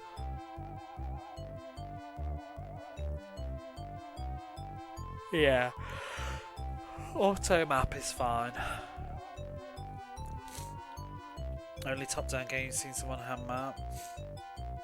I saw someone hand map it, and I was trying to think who it was. I can't remember if Mystical Machine Gun hand mapped it. I remember watching Rat Clown Car was mapping a couple of games with his little program thing that he had. Yeah. Sega Genesis Fantasy Star on Twitch. Etrian Odyssey does, yeah, but you can also draw it yourself, and I get kind of conflicted because Right field. it's kind of just more efficient to let it do it itself.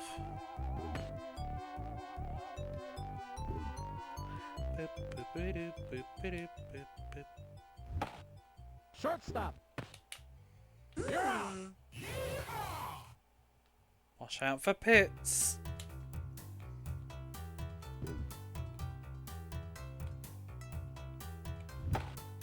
Left field. You son of a goose.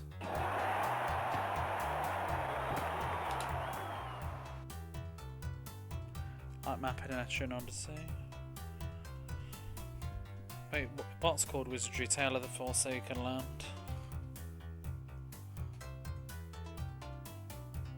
Or PS2 Wizardry? Maybe one day I'll do some wizardry. I really wanted the Saturn collection, but it just keeps going up in price. Out. I'm full of regret not buying it when I had the chance.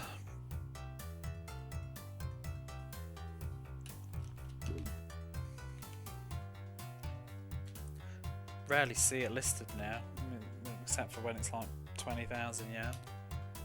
I had the chance to buy it for like 8,000 yen once and I didn't.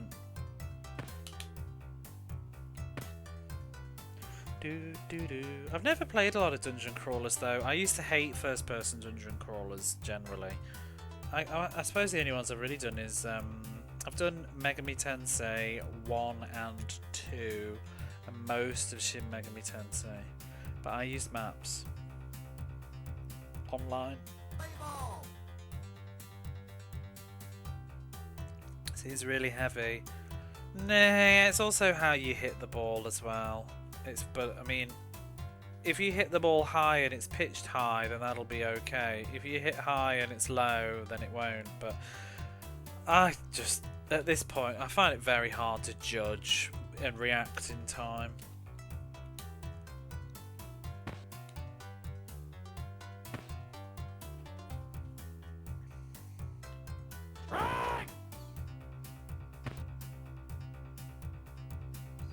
Have some patience. I'm barely aware I'm playing it at the minute, to be honest.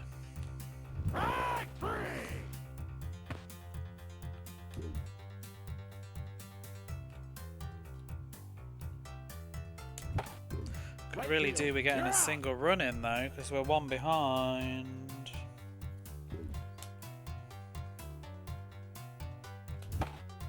Second base. You're out. Nope. Strike. Center field.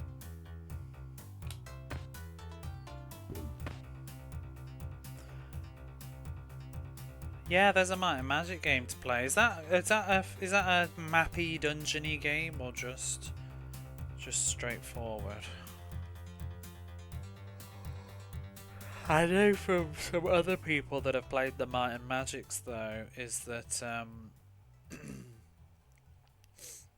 it's very, very, very long.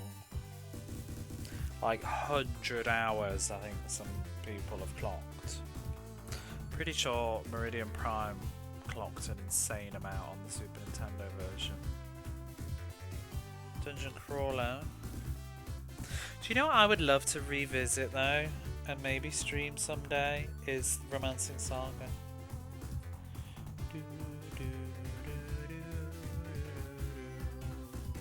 I'd fall in the trap of being the same character as I was before though.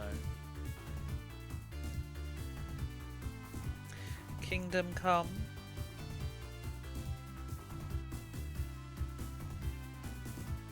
The music's loud. Can't you just turn it down though?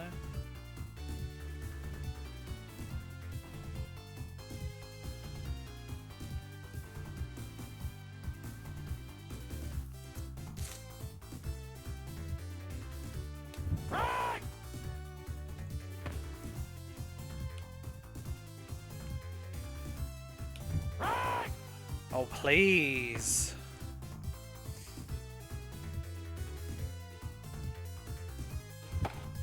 Left field. Can you just let us have something?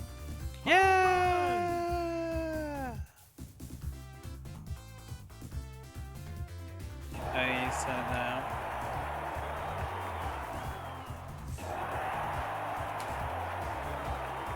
It ain't over yet.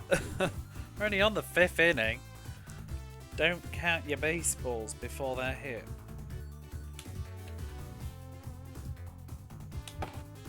Second base. Oh! You're out.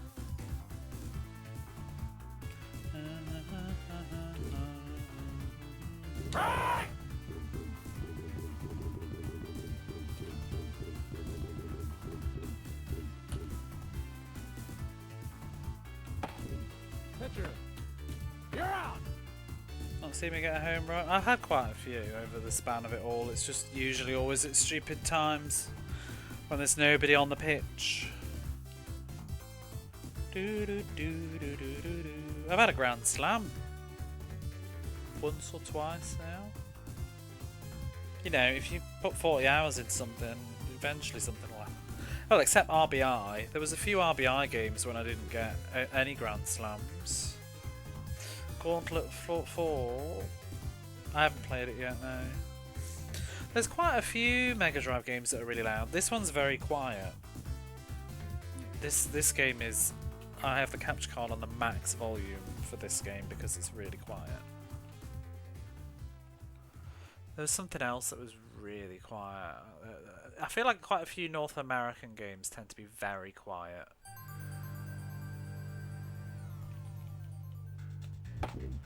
First base. You're out. You're out! You're out! So get off the pitch! I do know it was M2's first game. Or people that became M2. The soundtrack is fire. Womp womp womp. Wait, isn't it Mr. Final Fantasy 12? They did the music for Gauntlet. Radiant Silvergun, Veritex. Etc.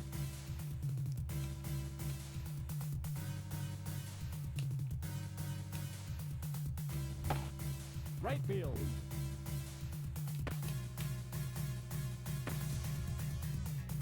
Do do do do do do. Left field. Can you stop hitting the ball, please?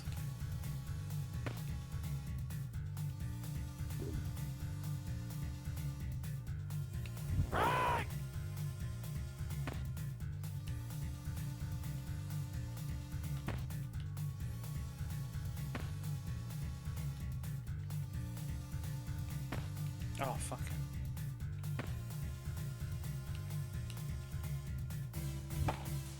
Center field. No! Damn it! Oh! Come on! Told you there was no GGs. This is what they do. Not BG, BS.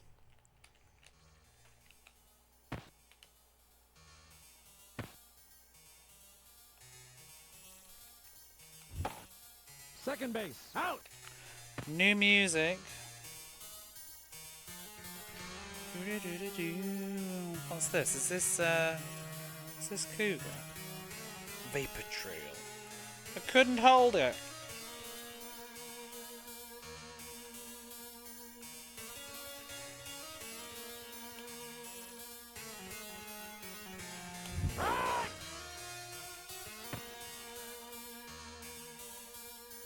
It is not a Japanese game. It might run better if it was. Left field.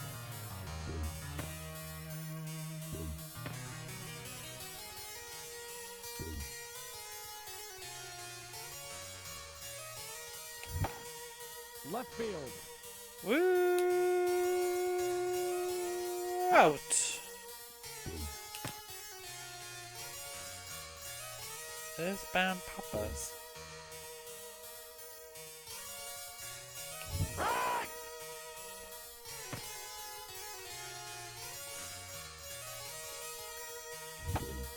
Left field. Womp, womp, womp, womp, womp, go!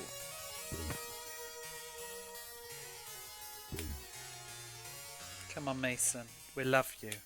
We need you. Right field. We hate you. Oh no, no, no. We're really okay with you. You keep doing that. Oh. You're out. Indifferent about. Oh, you.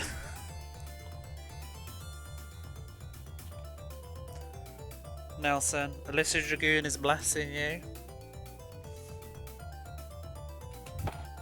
Right field. Don't let her down. Why don't you run, you piece of... You're out. Oh, I hate this game. You see that crap? Oh, it gets me every time. You see the person on second base? Doesn't run at all. I have to notice and make him fucking run. What are you holding it for? What are you holding it for? If it's a fly ball, we're out. And if it's not a fly ball, you could have fucking got a point. Honestly, this game's AI just... I swear it does it on purpose. It just holds players on bases. For no fucking reason. Ugh. Amount of points I've lost due to that shit. Excuse me. Nearly lost my cool there. Thank you, Nine Spoilers. If you like my rants, please like and subscribe and follow and comment down below. It won't be the last time. Honestly, I literally, I want to write a letter. I want to post it in. Do you know last night, I dreamt about playing Hardball most of the night. I had stress dreams about playing Hardball. And I was, in between consciousness,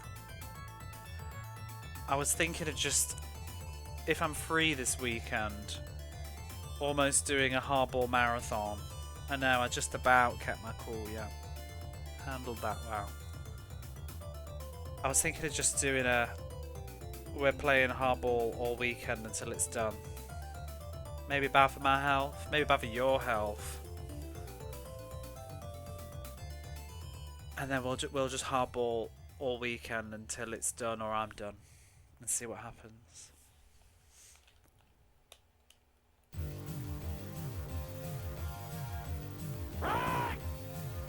It would be good to get it out of the way.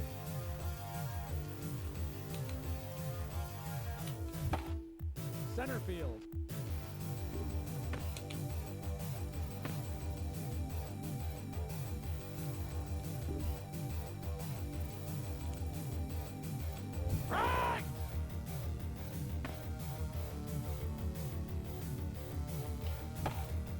Right field. Just knock it off. Yeah, you're foul. You are fucking foul. Walls. Strike 3. Get out of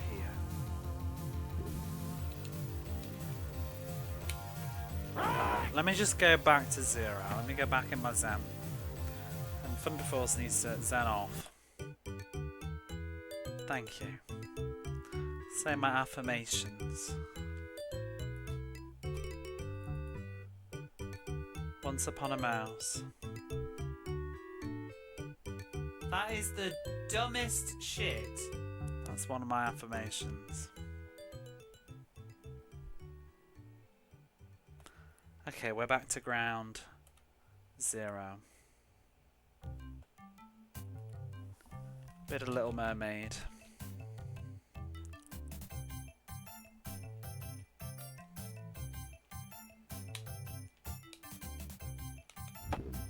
Right field. Foul ball.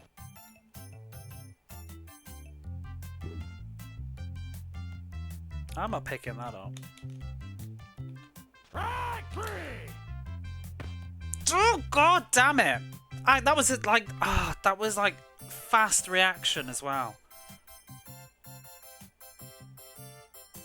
Back to 0. Right field. Fucking.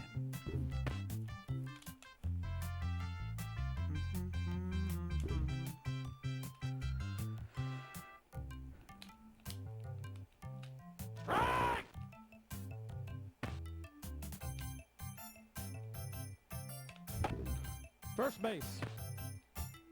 You're out. Get out, get out, get out! Get out, all of you! Go! Get out of here!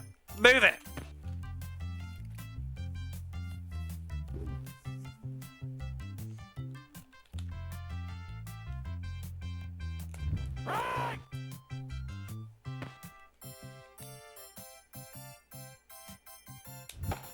Right field. Foul ball. Wrong way, Tobin. Good try though.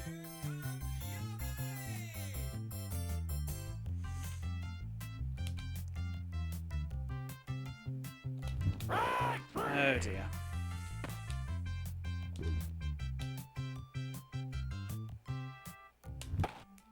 Left field. Ooh. Out. No.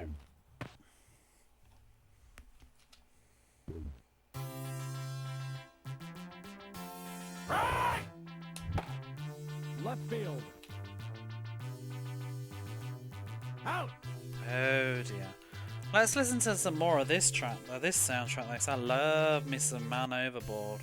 It's a game. It's not a euphemism.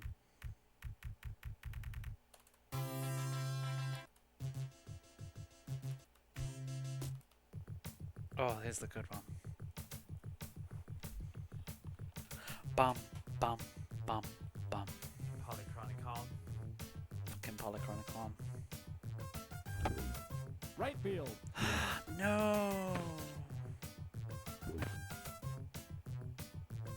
I don't know what you're saying, but the answer is, yep, it is natural. Shortstop. You're out.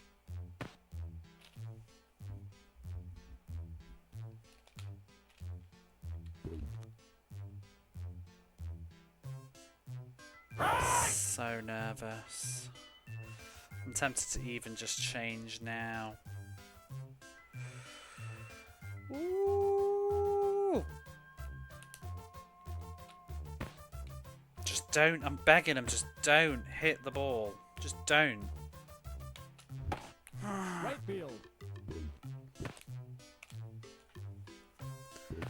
Just stop. I swear there's rubber banding on these games because they just... Oh, they know when to trigger you.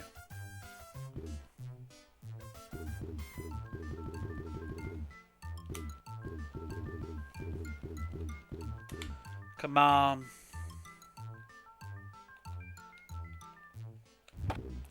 Second base. Woo! Why wouldn't that tag him? And then I pressed the wrong fucking base.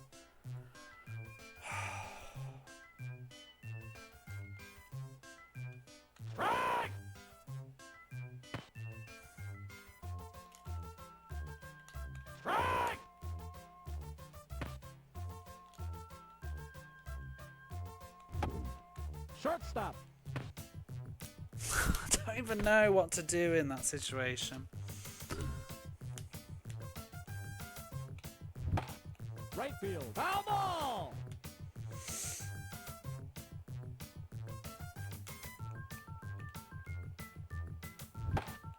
Right field.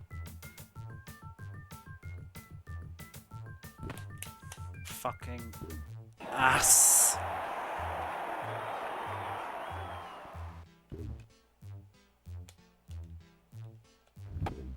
Left field.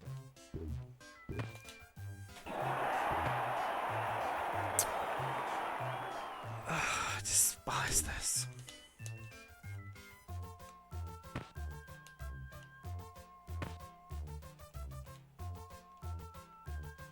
Strike.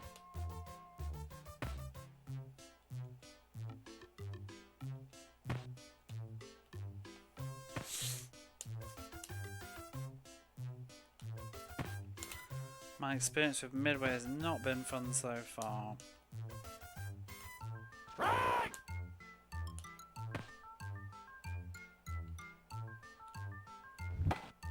Third base.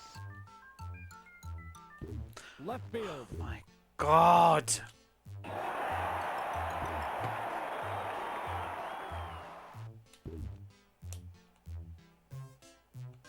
Strike. This is exactly what happened yesterday as well. Strike.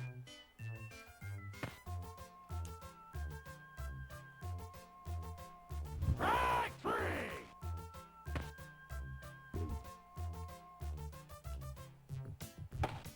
Right field.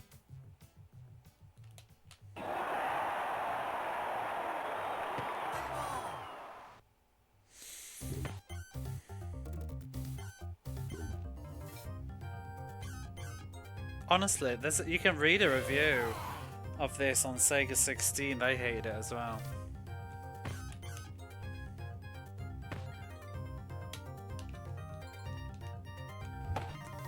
Center field. Home run!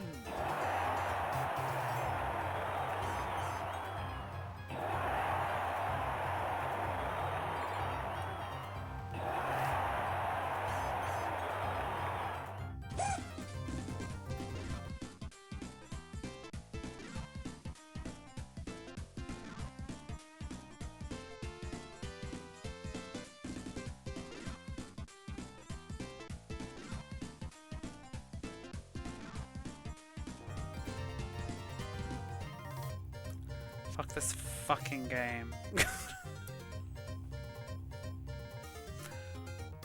Last one. This is it, the last one. Last game. Then I'm going to bed.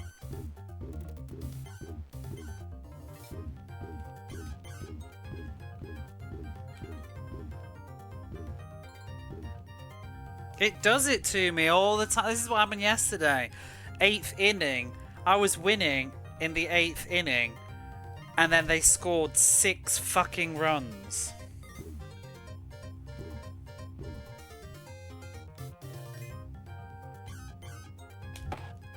Center field. And then another time I was winning, and in the 9th inning, they took over with 1 run.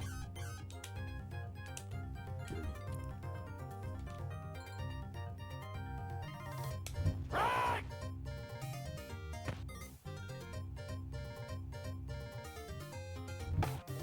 Left field.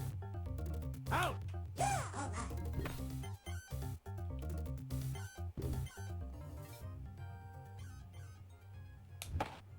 Center field. I feel like this game could pass for good though if you're only playing against human friends. There's the bones of a good baseball game here. Like, it's got nice presentation here, nice voice samples. The batting system and pitching system is actually quite sophisticated if you're on even playing terms. But the fielding is abysmal. I feel like even on 2-player the fielding would still suck. But you'd be both at the same disadvantage, so it would kind of cancel out.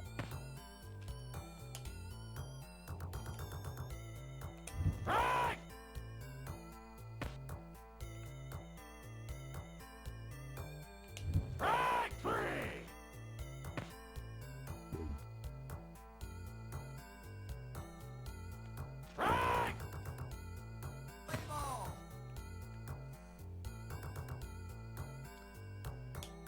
This was on other stuff. It might well have been. It was on the C64, this was. Hardball 2 wasn't even on the Mega Drive. It might have been DOS.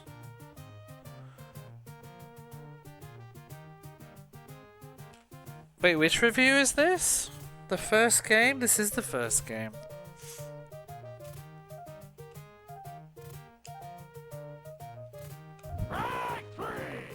Yeah, but are you reading for Hardball or Hardball 3? Or are they referring to an off-platform Hardball? Right field. This is the first Hardball on the Mega Drive. But there was one on like the Commodore and stuff, but I thought that was just called Hardball as well.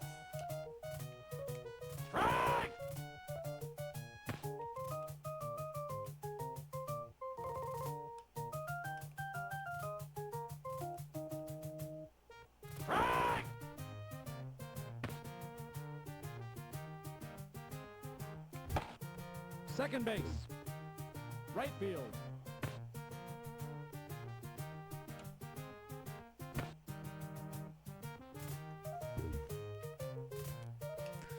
Zen thoughts.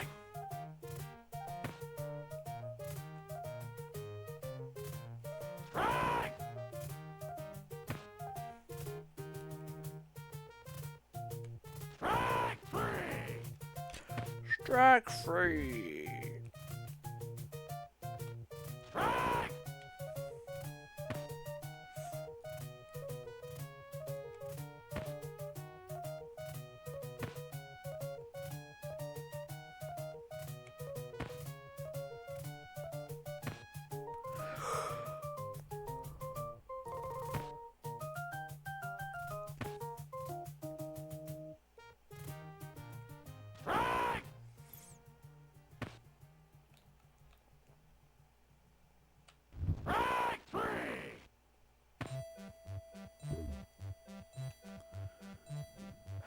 Do do do do do do do do.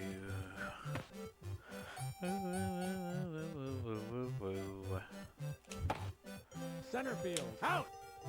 Center field out.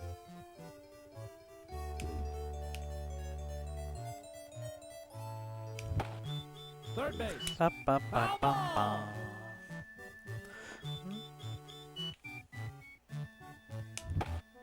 Left field. Foul ball. I wonder about that guy that played all 16-bit games or whatever and wrote very unbiased reviews of them all. As in, he played some of them for 20 minutes and then wrote a review. I wonder what he thought of this. It was very biased to Super Nintendo. Left field. Foul ball.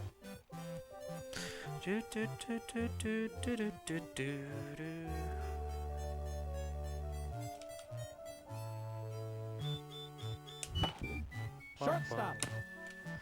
You're out.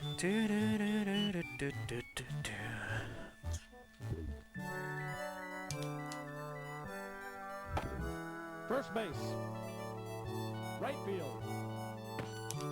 Bet he loved it. Nah, he probably thought it was shit because it was on the Mega Drive.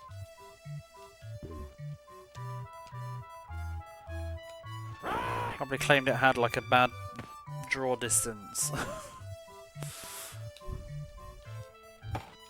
First base. Right field.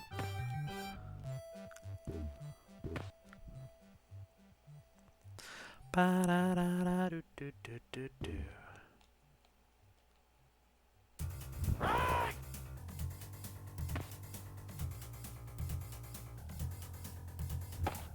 Right field. Foul ball. About.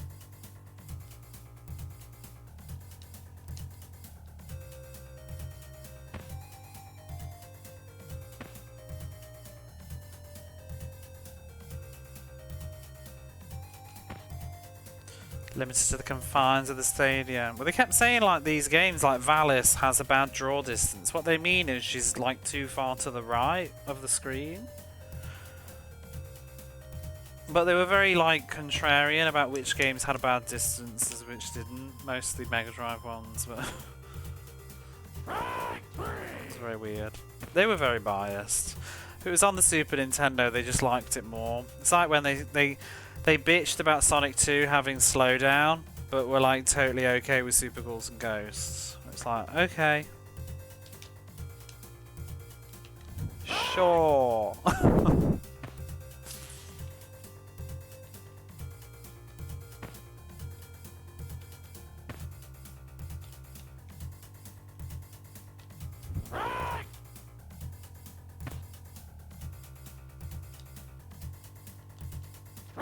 But there was loads of weird stuff like that. They were banging on about how Super Hyderlight was a Zelda ripoff, which is just total nonsense, because Hyderlight obviously predates Zelda.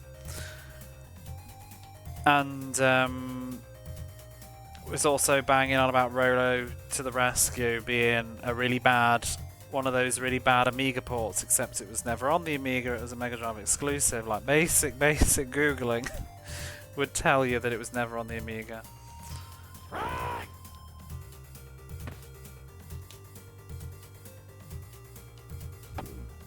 Second base.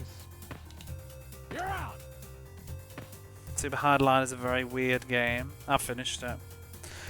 It's a very annoying game. You hate Super Ghouls and Ghosts? I'm not keen on it. I'd like to give it another go sometime, but yeah, it's not one that I'm particularly fond of. Much prefer Ghouls and Ghosts.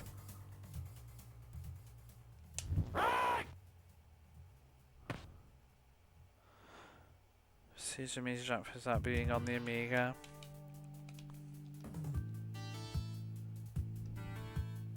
I don't think everything is jank though. Left field.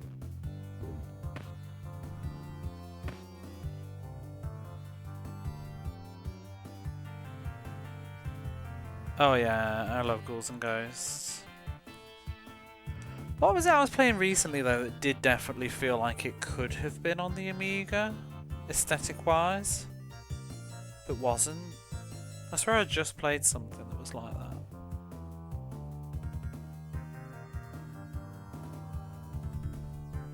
There's a lot of Amiga ports on Mega Drive, and I think a lot of them are actually really good. Like, I've done this rant so many times, but honestly, give me some of these Amiga to Mega Drive ports any day over really miserable, frustrating, jank-ass North American dithering platformers. So far, my experiences, I tend to prefer, not always, but like, Chuck Rock 2 is much better than like Era the Acrobat and Taz and what else have we played? Chakan, all that stuff. Pugsy's much better than that. I don't think what other Amiga ports I've done now. James Pond 2 I think is great. I swear I just played something and that I thought looks like it should have been possibly on the Amiga and it just wasn't. What have I been playing recently?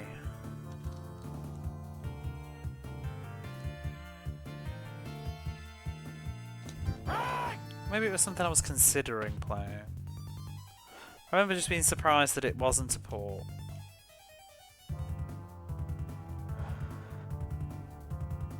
Maybe it was. No, Chuck Rock was on the Amiga. I didn't like Chuck Rock 1 though. That was janky. Out.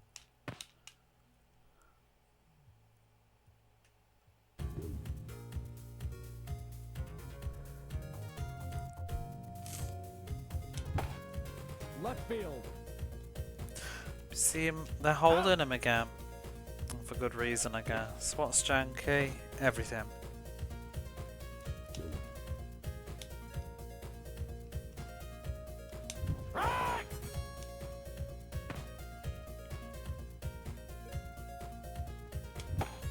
Left field. Hardball.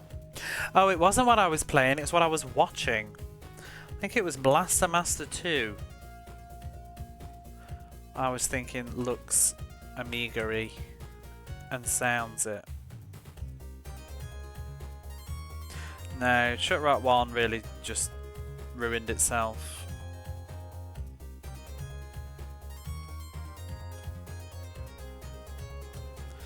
Wait, European Dad was doing something good? I don't even think it's just that. I think this. I'm always trying to demystify this bullshit about European games being jank. There's like tons of the European games that I've played so far on the Mega Drive have been good. I would argue that I've probably enjoyed more European games on the Mega Drive than I have North American.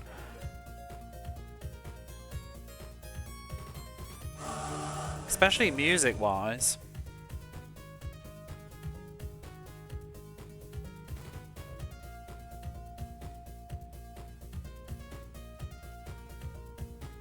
So yeah, I kind of get tired of this. European games are bad. I don't think about games you had as a kid. I mean, hey Dreamy.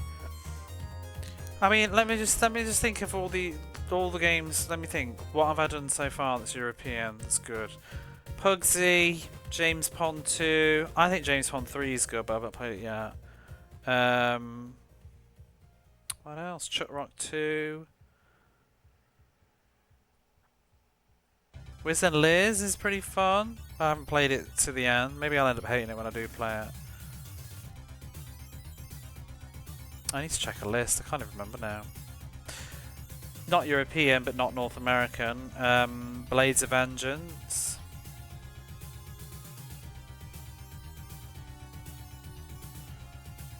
Wolf Child.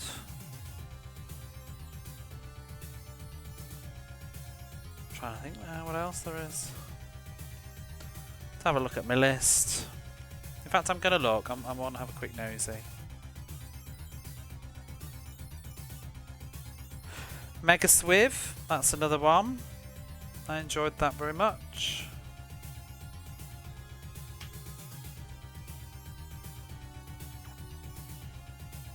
Thank you for the follow. Road Rash is, I think Road Rash is American though, isn't it? But the music is by a British person, but I feel like it's North American developed. I want to say, could be wrong, but I feel like it is. Let's have a look at the platformers so far I've done. Aerial is North American, it's shit. Echo is North American, it's a masterpiece. Toe Jam and Earl is brilliant, that's a North American. Barbie is North American, yeah, whatever. Haunting, I believe, is North American, and I don't like that. The Immortal. Who did The Immortal? Is that European or North American? I enjoyed that. Whoever made it, I enjoyed it. Home Alone, North American rubbish.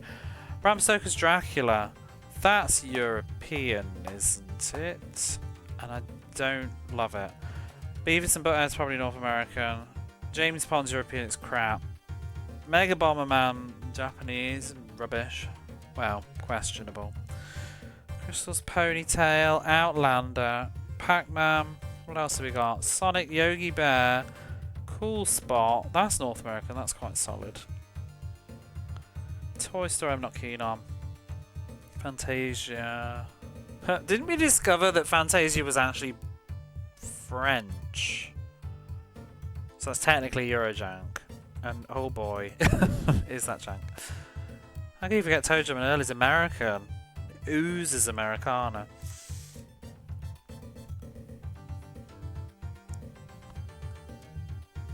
Or at least what aliens think America is, I guess. James Pond, Spider-Man. Spider-Man's alright.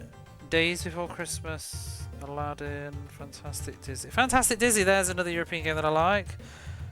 Sorry, I'm just scanning through now. Pugsy, love it. Mick and Mac and the Global Gladiators. Is that actually European? That's an Amiga game. Don't like that though.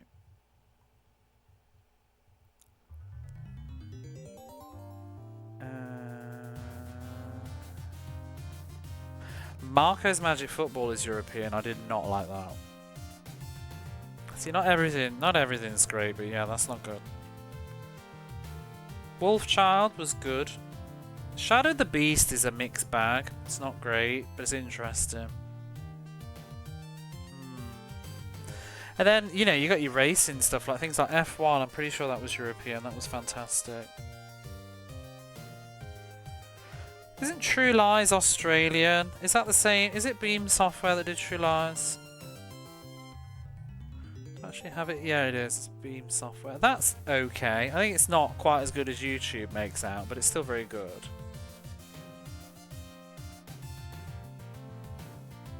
Turrican is European. That's brilliant.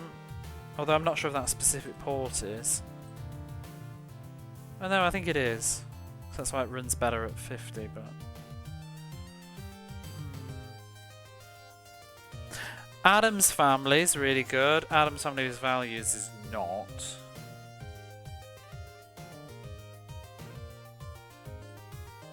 Yeah, there's a bit of an even spread, I think. But anyway, I don't think the consensus that they're all bad is true. Fantasia.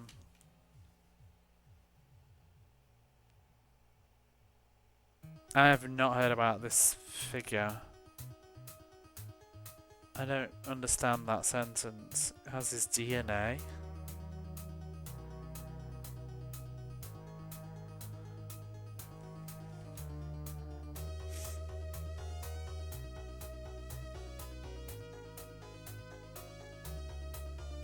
People just think Pugsy looks ugly, and people don't play Pugsy. That's the problem. Pugsy's great. I think I gave Pugsy 9 out of 10. I think it's one of the best games on the Mega Drive. I mean, there's a lot of best games, but yeah, I think it's really good. Looks amazing, has fantastic, unique physics and gameplay elements. It does really impressive things on the hardware, and it sounds fantastic. It's just fun. It's cute. It's just, it's not like edgelord miserable. And he kind of looks a bit like a scrotum, but it's okay because the game's really good. Center field. I bought Pugsy for myself last Christmas.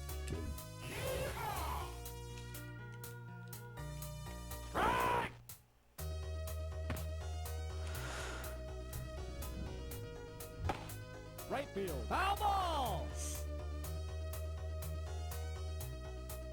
I have not. I would like to, but I don't think the music sounds as good. Oh, I think we need to listen to some Pugsy. Fucking love this soundtrack.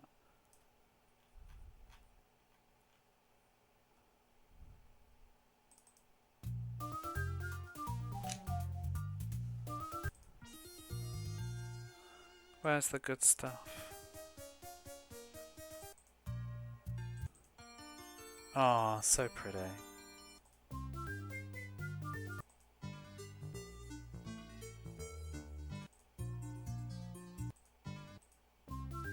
Let's go from there. Do do do do do do do.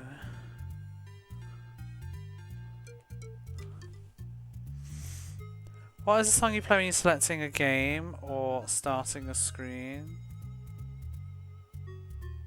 It's always around a playlist. Do you mean when I win? When I've finished the game?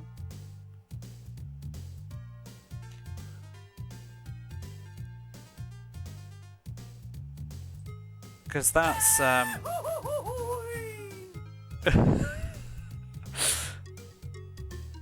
it's Americans saying that Euro games suck, and non-Americans saying that all American games suck. It's so goofy. But yeah, but Dreamy, Goofy was North American.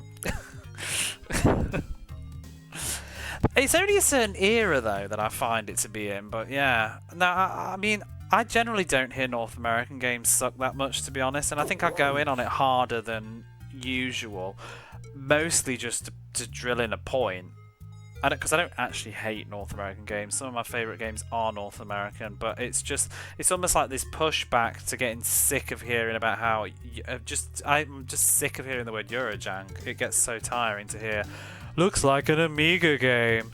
Oh, that's European. Are there any drops landing from the ceiling that are gonna kill you? Must be European. It's just so fucking tiring to hear about it all the time.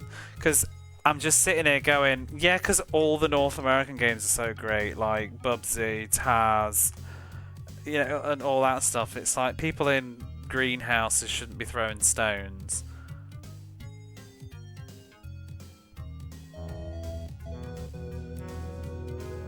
Hey, Barface.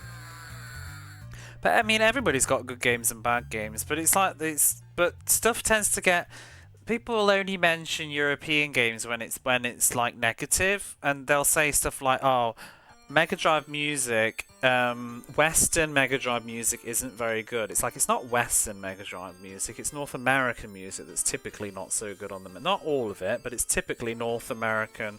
Yeah, exactly. Only Japanese games sound good on the Mega Drive. It's like, well, no, lots of the European games sound really good actually, but we won't mention those. Yeah, they're just louder. And it's not everybody. There's plenty of Americans in... Like, G will agree with me on these things. It's not all Americans. It's just... You get sick of hearing it on YouTube and stuff. I think it's some of it's YouTube culture. It's like... Cobra Commander was talking about this recently, but like people just regurgitate shit that they've heard over and over again without even meaning... Like, without any sort of experience of it. They're just repeating stuff. It's like how I just saw it like 3 days ago. I'm in someone's chat, and then, you know, the minute anybody's playing a game and there's like a droplet that hits somebody, it'll be like, oh god, oh, is this European? It's like, oh, for God's sake, like, when is that ever gonna go in the bin? It's like an old meme trope that won't go away. And it's like, how many of these games have you even played? But it's because people they don't play a lot of the stuff. They just regurgitate other people's opinions all the time instead of making their own. But yeah, I mean, I've done this rant to death. But listen, this is some beautiful, pretty music.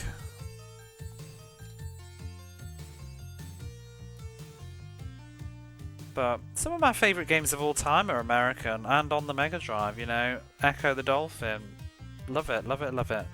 Toe Jam and Earl, fantastic. Aladdin, is that American? That's very good. There's a lot of stuff. It's just, I don't feel like I need to prove that there are good American games out there, but it's just this constant having to like try and prove that there are good European platformers on 16-bit consoles, because there are. I don't know why stuff gets like dismissed so quickly.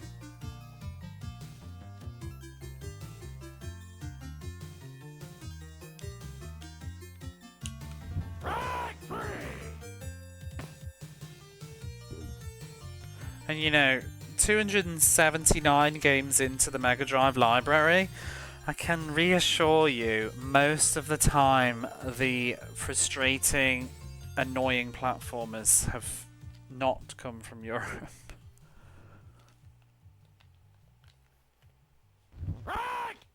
Bugger! Unless it's Chuck Wrong. Ba ba da ba ba ba ba da ba.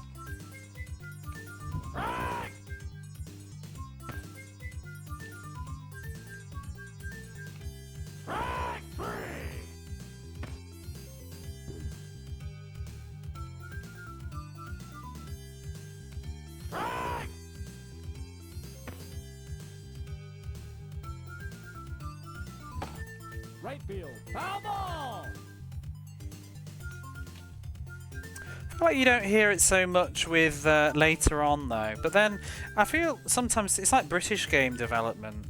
British game development tends to get like ignored too, like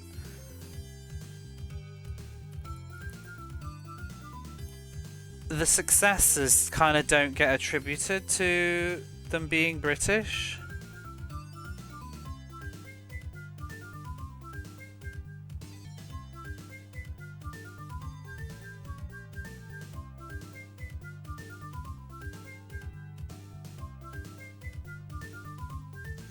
What reason gets the claim Autumn Possum? North America, isn't it? Pretty sure. It's published by Sunsoft though, isn't it? I'm pretty sure it's North America. It reeks of North America, but it might be one of those funny ones. I'm looking now, I'm curious. No, Tengen even. Tengen developed it. Yeah. Yeah, it's North America.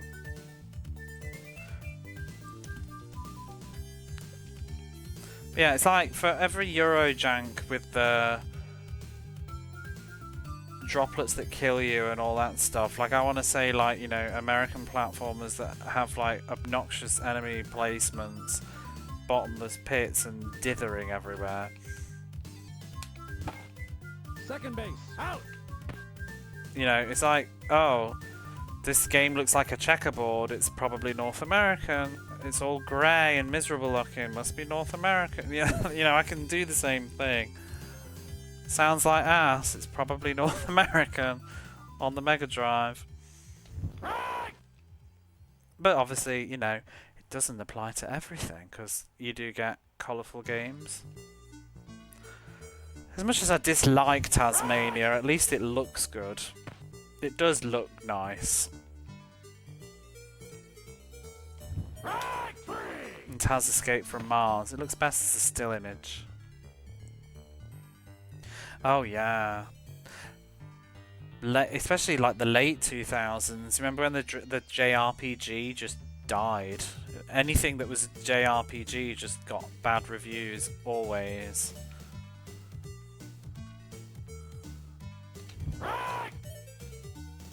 Because there was a time where most JRPGs were all getting rave reviews, and then it just suddenly turned into a, ugh. I don't know. I don't know why everybody has to live in such extremes. Is the problem? Just like what you like, and like what you like. I don't know. I feel guilty sometimes, like ranting about that, but. People make me do it. No, they don't. Center field. It's just when you get tired. You spend a lot, like, from my point of view, if you spend a lot of time on Twitch, you just get tired of reading it all the time. Because it's like, I don't know. Okay, I'm going to be honest, right? This is what it is. This is why it gets up my nose, and why I think it gets up some other people's nose too, is this is my lived experience. Like, these are the games that I grew up with and were popular and stuff, you know, things like James Pond and whatever. This is like my childhood memories and stuff, and you just there gets a point where you just get sick of everybody just shitting on it all the time online because it wasn't part of their childhood, and it's just, oh, that janky Euro jank game or whatever, and it's like, this was actually a very successful game, just not in your country, and it gets really exhausting. Like, this very North America centric retro gaming narrative that we have on YouTube and stuff, and it just sort of overwrites everything, and it becomes a norm where it's like, that's now almost like fact that these games are bad games. It's like, well, they weren't bad games when they came out. I really liked them, and we all liked them, all my friends and everybody. Magazines like them. You can find tons of magazines giving these games good reviews and stuff. They were popular, so stop rewriting it. It's like, even to a degree, I feel this way like with Castlevania 64. It isn't a great game, no, but people make out like it was always this total joke of a video game. It wasn't. It got good reviews. I bought it. I thought it was okay. It was disappointing, but it wasn't an abomination. But it did good in the magazines. But, you know, things get rewritten so quick. I mean, I bought it because it was supposed to be good. It's just the culture. Anime was for weird people, yeah. I mean, and also I'm British. It's even more. It must be even more annoying if you're like Brazilian, or I mean, even just like German or something. You know, having your game history totally ignored in English-speaking realms. Australian too. It's very different. what was popular, what was not. It's like I've said before with just in regards to RPGs and things. You know, the narrative is always, you've got the greats like Final Fantasy VI and Chrono Trigger. It's like, yeah, I'm sure they were great if they came out in your country, but they didn't come out in mine, so they're not important games to me. They don't have the same impact that they do to other people. We didn't get them. My important games on the Super Nintendo were Secret of Mana and Illusion of Time, or Illusion of Gaia if you're from a different region. I didn't play Chrono Trigger until the PlayStation, and that was only because we imported the North American collection. We didn't actually get Chrono Trigger in the UK until the DS. Story of Gaia. It's not called Story of Gaia.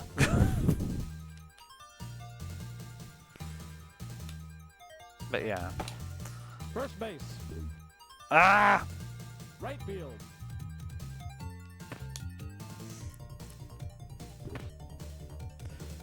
Can we show more big channels from other countries if you just watch YouTube? Well, you know, there's a wonderful YouTuber that you probably already know, like Kim Justice, who is always putting the UK twang on all of her content.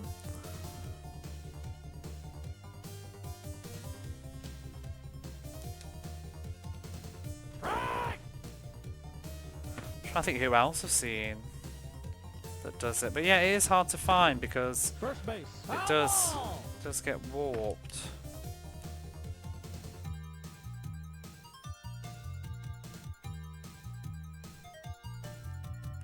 Yeah, Kim Justice does a lot of very authentic, lived experience type YouTube stuff because she's British and grew up. She's probably about the same age as me, I think. Maybe a little bit older from the sounds of some of the games that she's played, like the more home computery stuff. But yeah, there's a lot of stuff like that.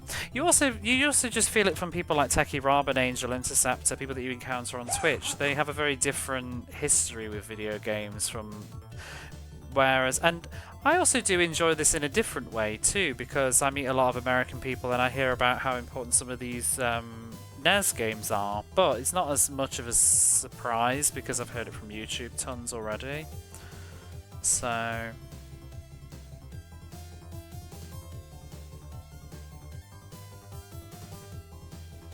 poster barbecue, yeah, box art changes and stuff. You know something though that I've been thinking recently with like box arts, you know we always do this like, oh my god, why would you change that box art, like it was so gorgeous, but sometimes I just wonder if it's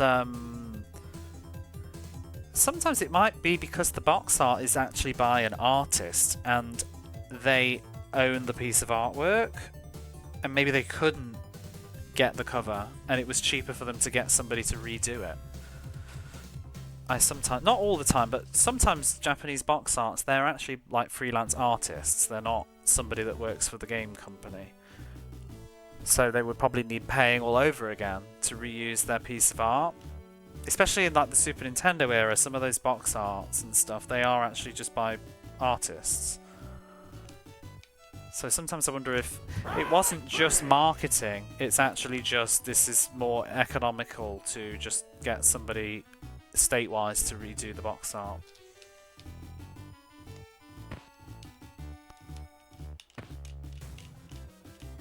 So I'm just thinking of stuff like, you know, have you seen Mystic Arc on the Super Nintendo? Not that that came out in North America, but that's an artist. They've done quite a few video game box art. They've done Mermanoid, they did Mystic Arc, they did I can't remember what, but whenever you see that, they did Ancient Magic Bazoo, but you can recognise their art. So, well, yeah, I mean, sure, there's plenty of reasons, but I don't know if it's always just. I think we have this one narrative of, oh, it's just to make it edgy for America. I don't know if it was probably always the case.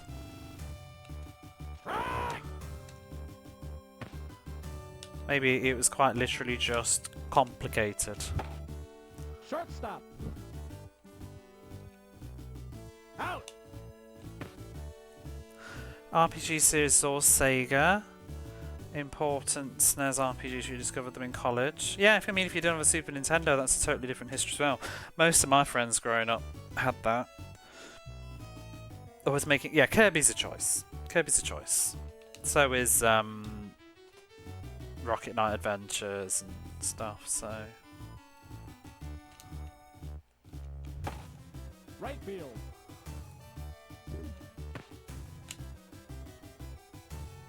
RPG still Pokemon. My first RPG was Final Fantasy Mystic Quest, and people love to shit all over that online and laugh at it. But to me, it's a very important game.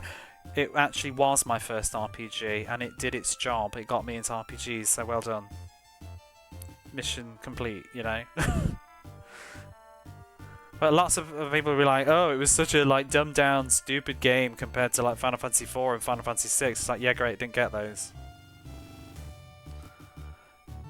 No Final Fantasy 4, no Final Fantasy 6 in the UK. I think we got Breath of Fire 2, did we? Maybe? We got one of the Breath of Fires, but I don't think we got both of them. I think we got Lufia 2. We got Lufia? Maybe? But I didn't play those. Sword of a Million or Light Crusader.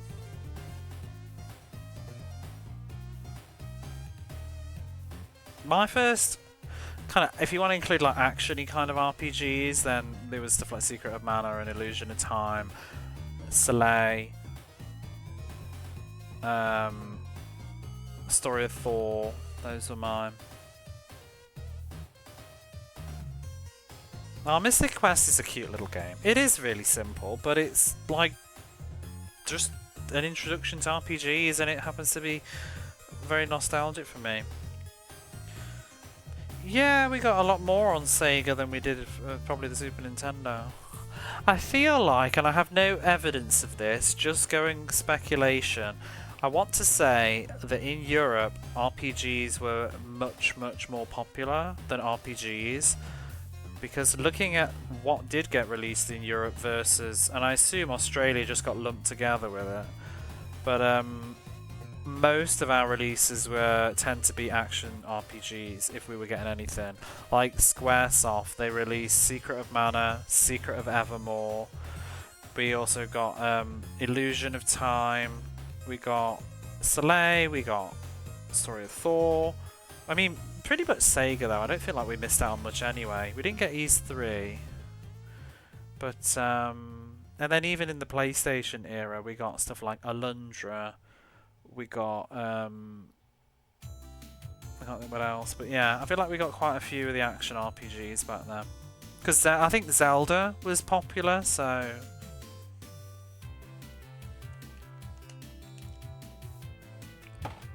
Right field. But it's like recently, I was hearing conversations, you know, about like working designs. I don't really like working designs, and I hear this conversation of like, well, the thing with working designs, like, if it wasn't for them, we wouldn't have got this, and this. And I'm just sitting here in the UK like, well, we didn't get any of those anyway, so I don't care. It's very easy for me to dislike working designs because they didn't release any of their stuff in the UK. We did get Alundra, but that was through Psygnosis, and they bought the script and removed some of the offensive language and changed it a bit. And, you know, Right field. bit of a hot take.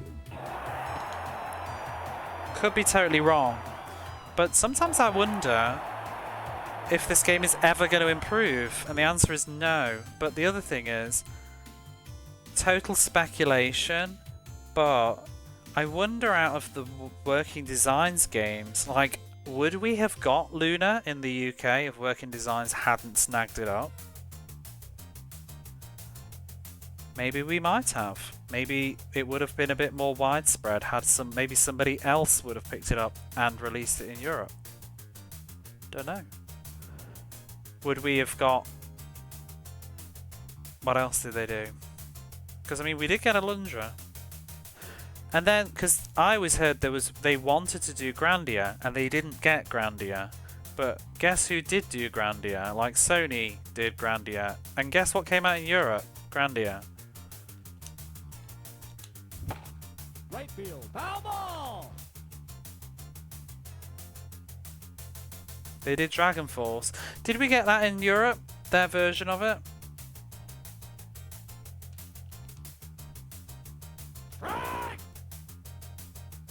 They also did Shining Wisdom, but we didn't did we get their exact script then as well? That would be too. Who published it then? Who published it in Europe? Because they didn't publish anything as far as I know.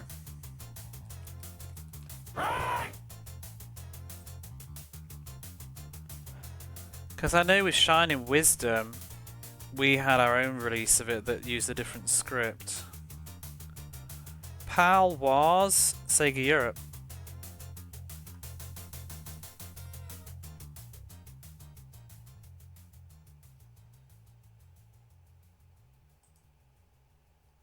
Oh, it even says here, Western localizations were made by Working Designs, and unlike most Working Design releases, this one was also released in Europe by Sega. See, when Shining Wisdom got the treatment, they redid the script. But I think it just had a totally different translation. Yeah, I wonder if another company had done it. Has value bias.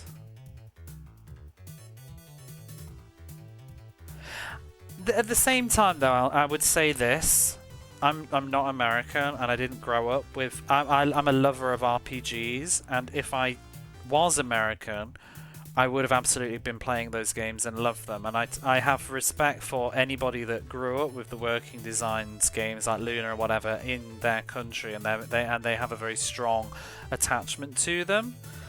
I'm not going to take that away from somebody because I played the Working Designs Alundra essentially, and I'm very fond of that game, and I'm very grateful that I played it. However, I have now played Alundra in Japanese and compared the translation, and yeah, it's not good. But I'm still glad it exists. But it is a bit of a shame. Alundra's a bit of a mess in English in places.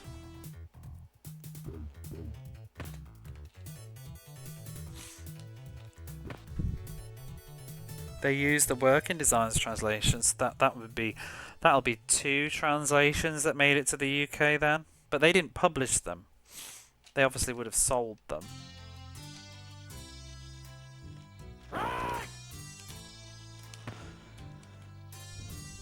Because I have looked, because I was curious, because I was always wondering if the PAL version was the same as the North American one for Alundra, and it isn't.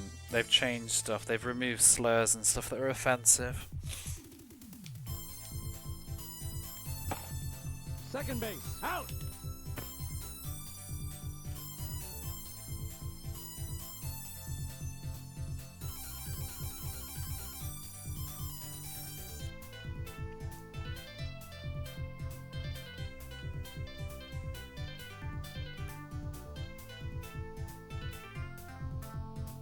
Oh, I don't think that's the reason, Flygon, because like I just said with Alundra, they just changed the slurs.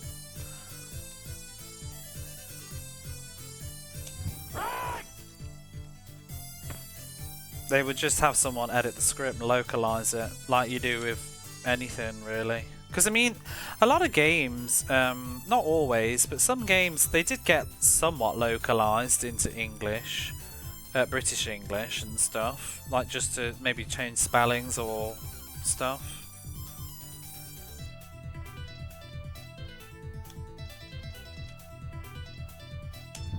Because there's one scene in particular in Alundra that uses the S word that is much more prone in America and is not allowed at all in the UK in civilized conversation. And there's a line in Alundra where one of the villains says that, and I was like, that couldn't have made it into the script in the UK, surely. And I checked the PAL version and no, it's been changed. Left field. Well, it's not really anywhere, I don't think, anymore, but yeah. I mean, they named their bloody shoot-'em-up company that word.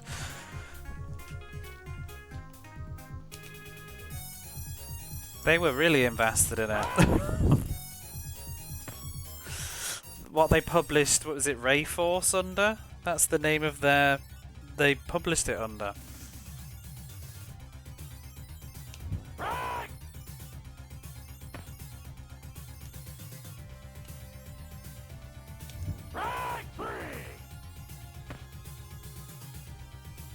Yeah, that word.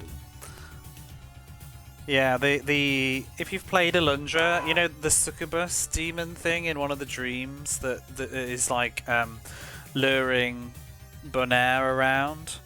She says it in one of the scenes, but it got changed in the UK. His whole character is a fucking joke in Alundra though, because they turned him into a stoner surfer, and he isn't at all.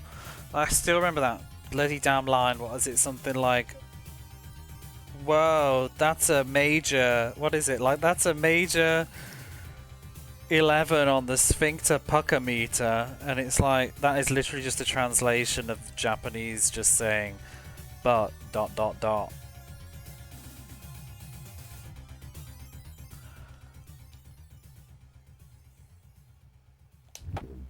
Right field. Yeah, that's one of their sentences. The worst bit for me, I can't remember the phrasing of it now, but it actually just angers me a little bit. The problem, the thing I hate about Alundra is they've injected stupid jokes and comedy into a very melancholy, serious and sad game. Like, Alundra is pretty much not funny at all in Japanese. It's very serious. It's very moving and emotional, with dealing with lots of death of regular characters and stuff. And Working Designs kept injecting crap humor into it, like making one of the villagers basically talk like a surfer stoner, and they also make a lot of the NPCs randomly hostile. Hey Dimitri. So Alundra has pointed ears as a character design. That means nothing. It's just kind of a trait of the, you know, you've played Shining Force, like that character artist. He loves drawing people with the big feet and the pointed ears, like Landstalker.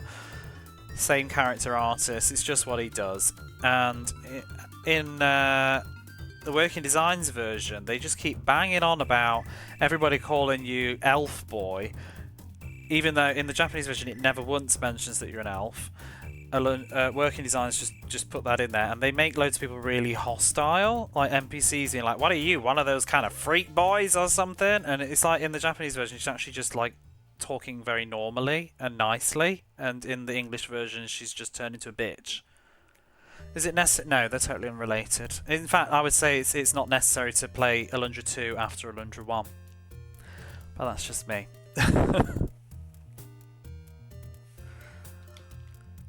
Just stop after 1.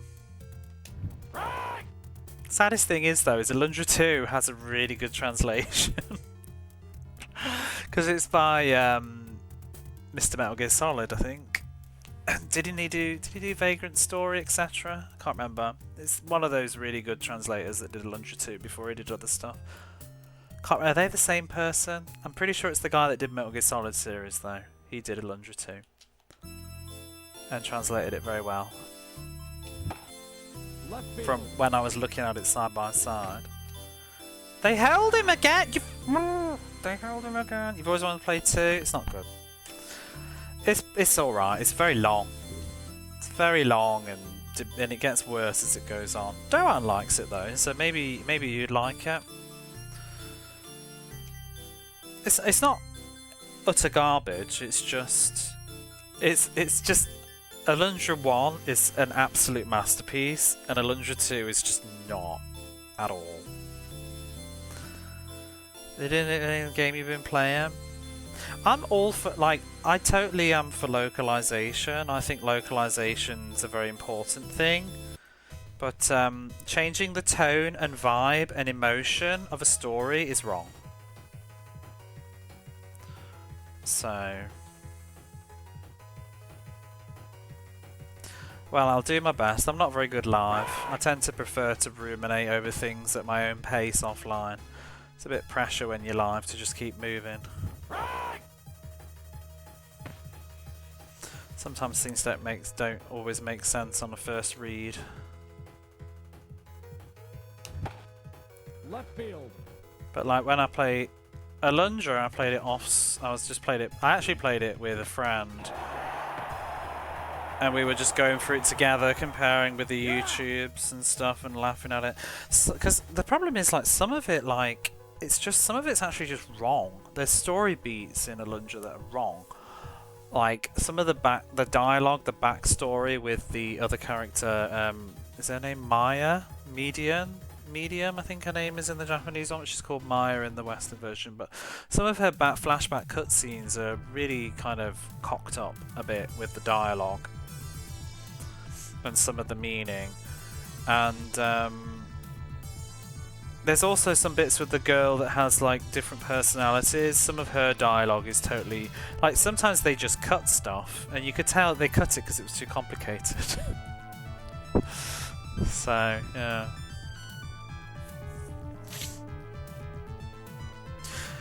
I always put it this way when it comes to translation, localization. People that obsess over literal meaning are almost as bad, really, as the people that go overboard with total localization. I feel like, you know, it's like this, like 2 plus 3 can equal 5, but 1 plus 1 plus 1 plus 1 plus 1 plus 1 can also equal 5. As long as the sums balance, it doesn't matter if the components aren't exactly the same, but it must be equal in the middle. Do you know what I mean? Like, even if you have to kind of change the makeup, it should come to the same point. Is how I always view things like that. It should carry the same... Like, what is the character saying? What is the point of this dialogue? What is the objective? And even if you do, like, change a few ways of phrase and stuff, as long as it's still hitting those same targets. Because when characters speak in a script, what's the reason? What is the purpose of this dialogue? If someone just wants to tell you about the we've been having terrible weather lately, that's the objective of the sentence, isn't it? To convey to you that we've been having terrible weather lately. But if you want to phrase it to like, oh, the weather's been really awful lately, it's still the same thing, almost. You know what I mean? And nitpicking about how you word that shouldn't really matter too much, but saying like the weather is god awful today is not the same thing, because you're not talking about lately, you're talking about today specifically. Now you've changed the meaning a little bit too much. That's not quite equals 5, that equals maybe 4.5. But even that I still think is okay, because at the end of the day this dialogue is not very important to the story. Let's move on. But once you start saying like, oh god, fuck today, I hate it, that's bad. Now you've lost everything, you know what I mean? Oh, today's one of those days where I don't even want to get out of bed. Now you've got carried away. You're writing your own dialogue now. Even if you think it sounds better.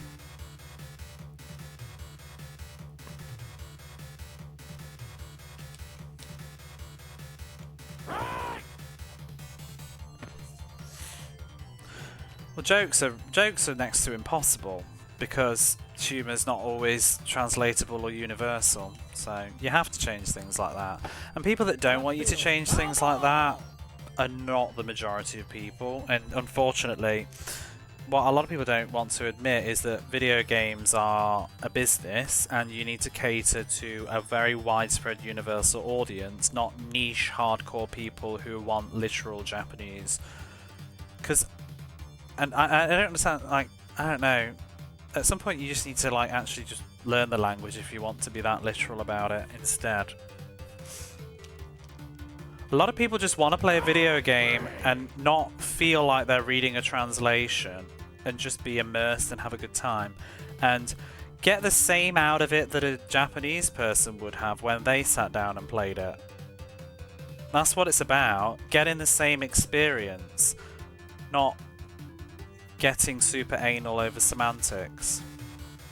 Why do you play video games? Why do you watch films? Why do you read books? It's not usually to study them. It's only when you become a super obsessed hardcore fan of something that you end up going to those extremes. Like, just enjoy the game. As long as it's not been totally ruined. Hey, you did a good job? Bro, I'm totally gnarly and you should praise me for it. Yeah, like that. Well, I can't find it. I'm just trying to think of the thing that I This game is fucking toxic. really hated.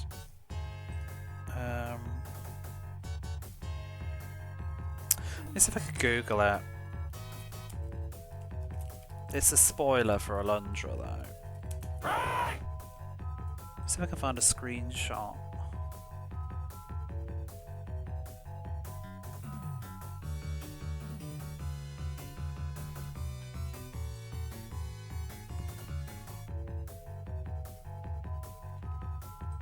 Well, I think I do remember.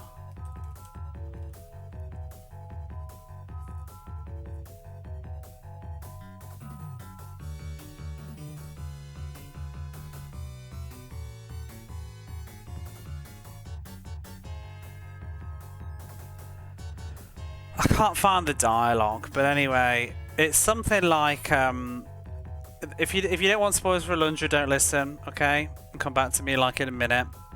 So, Stoner Surfer Dude in Alundra. At one point, the village in Alundra gets attacked and everything gets burned and lots of people die. And it's very tragic, it's very intense, it's very sad. And then you find the character Bonaire, who's dead on the floor. And if you examine him, in the Japanese version, you know, it just says, you know, that he's dead, he's not breathing.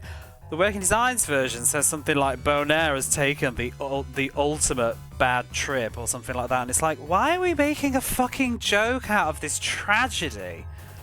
That's the kind of stuff that just pisses me off. I can't remember the exact phrasing, but it's just like something like that, like he's taken the ultimate bad trip, and it's like, this is awful. Like, this is not. Why are you trying to lighten and make this funny? This is like the village is on fire and he's dead. But yeah, that's an example of like when it's just no. So anyway, we're back now. I mean, there's been all that brouhaha on Bluesky at the moment, hasn't there? With did you see that comment in PC Magazine or something? Something about it's not as egregious to use AI translation. Like, oh my god, get out of here. People. I saw lovely phrasing to the earlier, but it's like people can be really anti like generative AI until it's like the magic language box that lets them play video games and stuff, and then suddenly the repulsion to generative AI goes out the window. But it's like this Right field. Out. this really gross quote. What was it?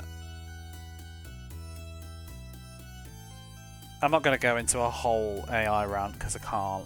Those conversations just go around in circles, and it's usually a circle jerk of we all agree with each other anyway.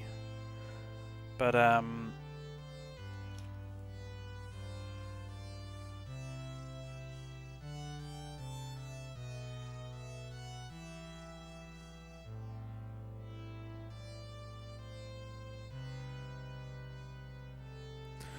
this was it. It's just it's like an article in PC Gamer that's on about how many games have used AI and how many disclosures that there've been, and it's like overall, I was surprised by how many of these 120 games use generative AI for music and assets. Let me move this along, it's too noisy.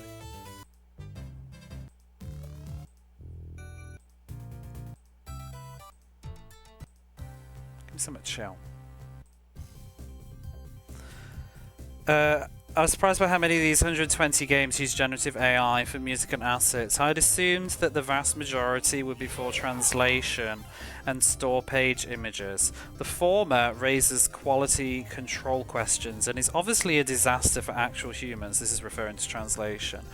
So it raises quality control questions. It's a disaster for actual humans who are employed to translate games. But it's arguably less egregious compared to man-made music, textures, and narrative. So basically, they're saying that using AI and stuff to translate video games is not really comparable to how it would be to use AI-made music and game assets and narratives. And it's just like, are you fucking serious? This is just the problem though, because people think that translators just sit there with a dictionary and read this word and spit out this word. That's not what it is. You need to be a fucking writer. I couldn't do it, I don't think, because I can't, my English isn't good enough. I couldn't write so well. But yeah, it's just such a shitty thing to say, and it's said by someone who clearly has no grasp of what they're talking about, because otherwise they wouldn't say that. If you've ever done any translation professionally or unprofessionally, you would know that it's not as simple as that. You need to be a writer, you need to be able to understand context and interpret things, and you need to be able to make something understandable to somebody else. Oh my god, yeah.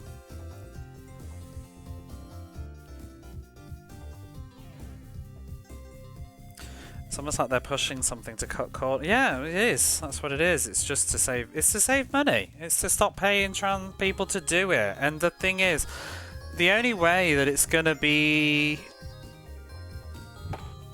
resolved is that not me, because I don't play games. I don't play translated video games.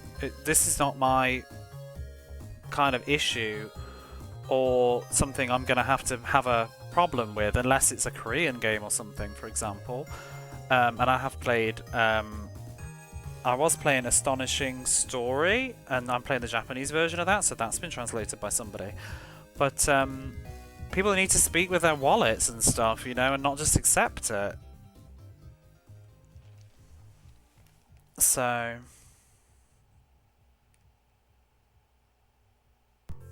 I don't want to talk about that, Smudgy. I don't agree with all this translators sneak stuff in. I think it's grossly exaggerated.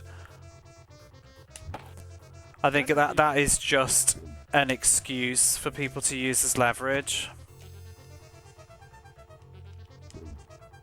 People cherry pick like piss poor examples and make out that it happens all the time.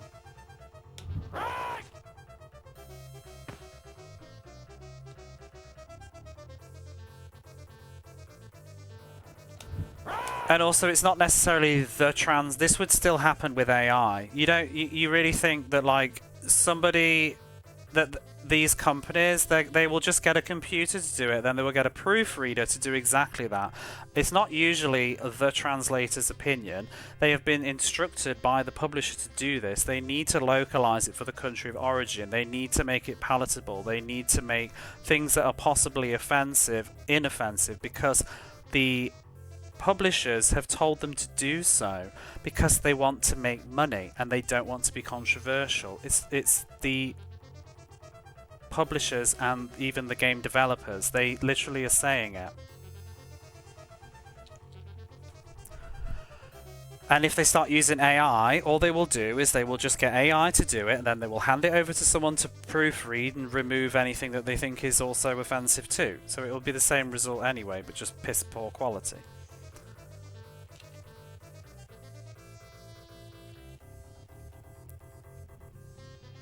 A lot of people they have their hands tied sometimes when they translate stuff. People don't realize this. Like, people that like translate stuff, they will be given instructions by the original artist, even the developer or whatever. They will say, please do not use any offensive language. So they have to try and be creative to get around using cursors, because they don't want to get like a PEGI rating of whatever. They have to, it's their job to do this.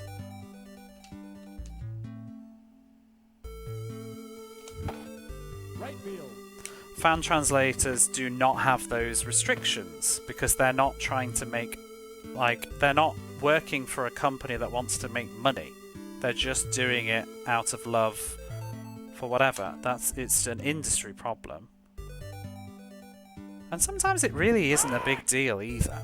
People are literally getting stressed out over, like, sometimes it's just stuff that's fucking offensive. Like, I don't know why people are pioneering for like some gay slur or something to make it through the translation. What are you losing out on?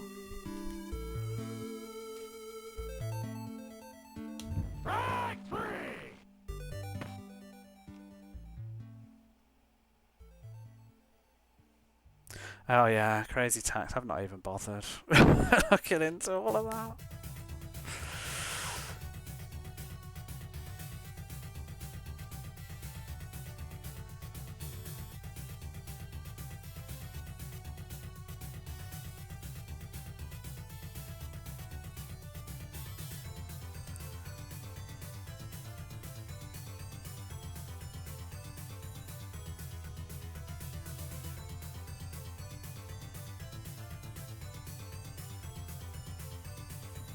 misinformation. Yeah.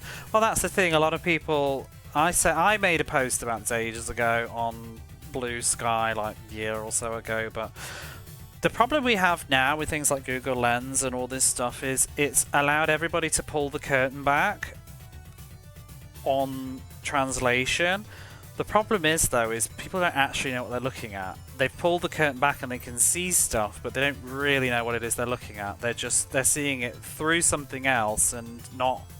You don't even know if what you're looking at is totally correct, and you don't know the choices, the reasoning, the explanation, the business reasons or whatever why this has ended up the way that it is either. You've pulled the curtain back and you can just see this sort of something behind the curtain, and it doesn't quite seem the same as what you were seeing beforehand, so now it's like kicking up a stink and it must be terrible.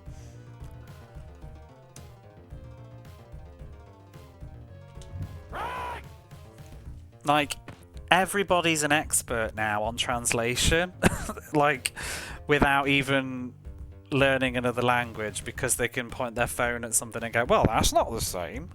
Now they're suddenly an expert on the industry. Left field. Exactly, you're looking at Oz, but your vision's blurry. I'm not even an expert, but I've at least, like, worked in a company before. And I also, like, speak the source language that everybody's bitching about, so I can actually see it and see why that decision... Sometimes I can see why the decision's been made, why we've got from A to B. Because I think about how would I do it. Left field. Home run! Yay!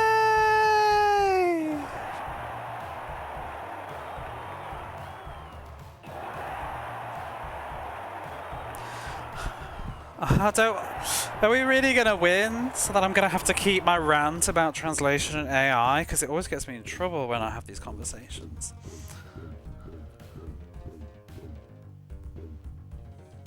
It's also like nearly 1 in the morning. I should not be awake. The machine is trying... Well, don't even. I was on about that. Have you seen the new... There's the new Langrisser fan translation that's come out, apparently. And it's, you know, as I've kind of... I literally predicted this like 2 years ago, that we're going to start seeing more and more just fan translations that have been fed through machines now, and that'll do. It's just people that ROM hack things and feed it through a machine, and wham bam, here's another translation. So we've just had one for Langrisser 5, and the person's admitted that, you know, they've used AI and stuff, and they've said that they've basically... This is an AI-assisted translation, and they fed it through 3 different really powerful AI program things or whatever. And I don't mean any, like, hostility to this individual, by the way. It's just the thing, the whole thing itself just gets up my nose. But it's like this is an AI-assisted translation. Where's the assistance? It did everything.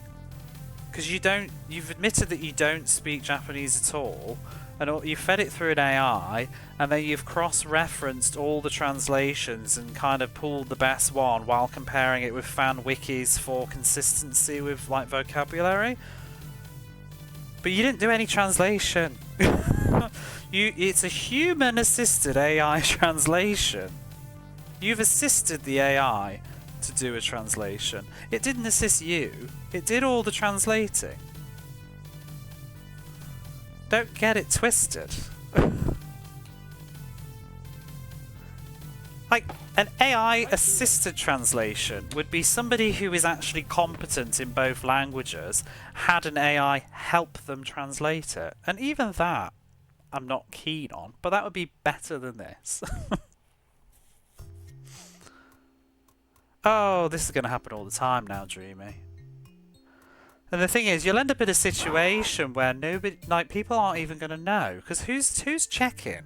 I'm not going to play them to check. Like, and all these people that speak Japanese and English, I mean, maybe some high-profile ones like Sega Gaga came out and people, like, put it under huge scrutiny. But how many people are going to bother to play Langrisser 5 that actually speak Japanese, are going to side-by-side compare it and tell you whether it's good or not? You just have to go on to hope the machine got it right.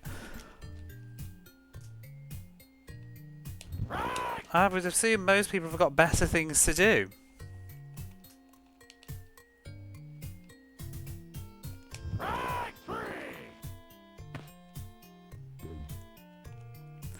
tell you, like, I love comparing scripts, but I really am less interested in comparing fan scripts. I love when I play, like, before Twitch, I love to play, like, old RPGs and stuff in Japanese, and I would pull up a YouTube Let's Play. It's also a learning skill for me, because I'm always trying to improve and learn myself, but I love to see how these professionals of the industry did it throughout the ages. And you know what? Like, the amount of times that you would be pleasantly surprised. I'll tell you one that I did on stream. Do you remember when I played Brandish? I played Brandish in Japanese like 2 or 3 years ago, and after my stream I compared some side-by-sides with the official 1992 whatever translation of Brandish. It was incredible. It was such a wonderful translation, and nobody will be talking about it or giving it any praise because it's not a high-profile game, and People don't really notice good translation unless it's something excessive like Vagrant Story, you know, where it's clearly got style. Brandish is just very well written. It's a really wonderful Super Nintendo translation. I think there was like one whoopsie, and honestly this was something that I really struggled to understand myself, and I remember having a big long conversation with my friend Barley Bap, who's also a Japanese speaker much better than me, and we were talking about this at great length. It was a difficult sentence, and I think they didn't get that quite right, but like, it's literally giving us both pause too. But everything else I was looking at in it, they didn't miss a beat. It was all there. And yeah, the myth that like all old video games translations are bad is not true. It's just that some of the high profile ones might have been, like Breath of Fire 2.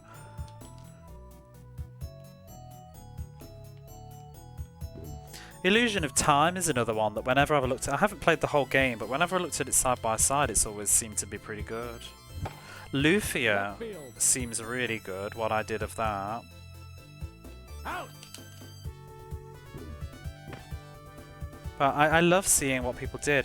I did side by side all of Xenogears. When I played Xenogears on the PlayStation, I pretty much went through all of that with the English script, and good God, that was a really, really difficult game. Convenience over quality? What do you mean? Oh, for people's decisions to just go with convenience? I'd rather go for quality myself. Even before I could speak anything, I think I would always have rather had quality, because I never really was very interested in playing games in a language I couldn't read. Like, I had no desire to brute force through, because I'm all about the story and stuff. Like, I was never really bothered about brute forcing through a Japanese RPG that I couldn't understand what was going on. I'd rather just wait. I was never in a rush. I could always wait for the hopeful translation. And it's like now, I'd love to play Ys 2, or the Korean Ys Special, is it? One, it's difficult to play, but also don't think there's any English version of it, so I'm just not interested. And I don't speak Korean, so... Right field. Foul ball. Quality over convenience, yeah.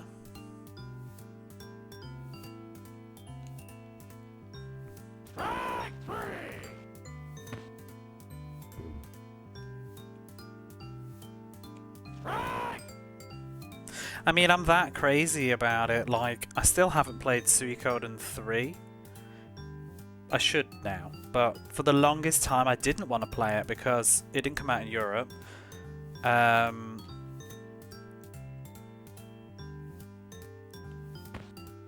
I was not confident in my Japanese ability. Like, when I first bought it like 15 years ago, I didn't want to ruin my first experience of that game. So I thought, I always said I would wait until I felt good enough. I could play it now, but I keep telling myself I want to replay the whole series before I do it. And then I never do. I usually get as far as finishing the first game, which I love so much. So, Suikoden 3, it didn't come out in Europe and Australia, I don't think. I was very upset. I was very, very upset. Like, 13-year-old me, 12-year-old me, whatever it was, wrote a very a very grumpy letter to Konami Europe. I'm not even joking. I got a reply as well. I bitched about why, because I remember seeing it all hyped up. It was on GameSpot and all the previews for it, and it was supposed to be coming out, and then it got cancelled in Europe, and I was devastated. And I remember sending an email in like, why can't you, thank you for the follow. I remember being like, why can't you just put it on a disc? It's already in English anyway. You've released it in America, so why can't you just put it on a disc? You know, stupid like 11-year-old me knowing nothing about business.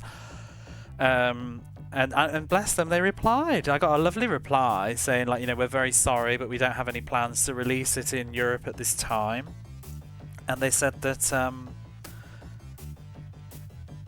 it's because it would require them to translate into numerous other languages as well.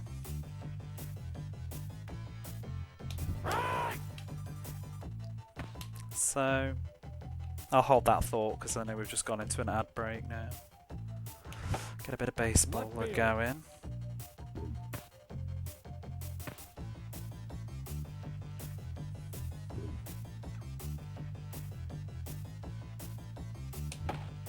First base. Out. Why do we have to be out? I wonder if I could ever find that email, because I'm sure it's like an old email I still have.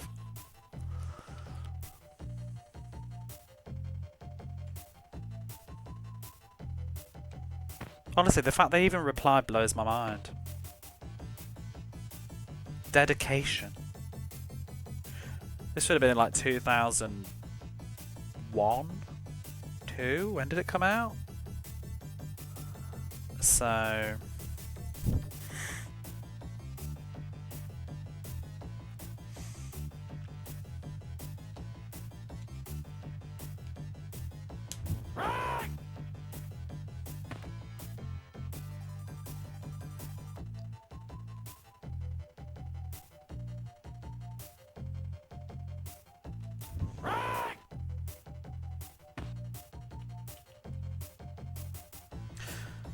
So, I was just waiting for the ad break to be gone in case someone was lurking and hanging on what happened. But they replied to my email and said that they didn't have any plans to localize it for Europe because they would have to do it into other languages.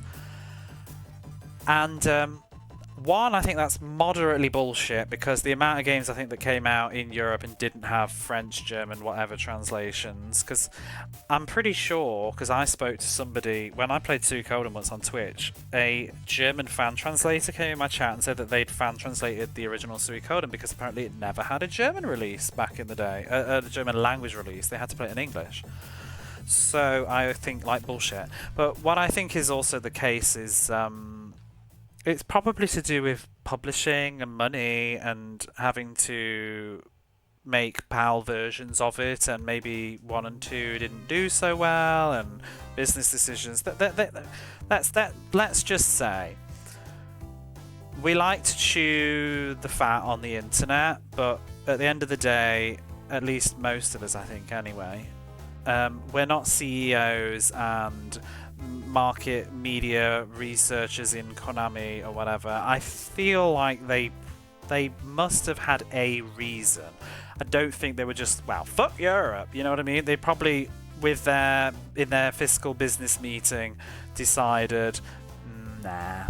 Because then they released 4 in Europe, so they must have changed their tune randomly. But like, why did we miss 3? Because I remember 3 was like the editor's choice on GameSpot for ages. I think it got 10 out of 10 on GameSpot, and I remember being so sad because it was like the highest rated game in the series and we didn't get it. And then we got 4, and that was the one that got the lowest rating in the series. I actually like 4 though, so don't come at me about 4. 4's a troubled game, but it's still very fun.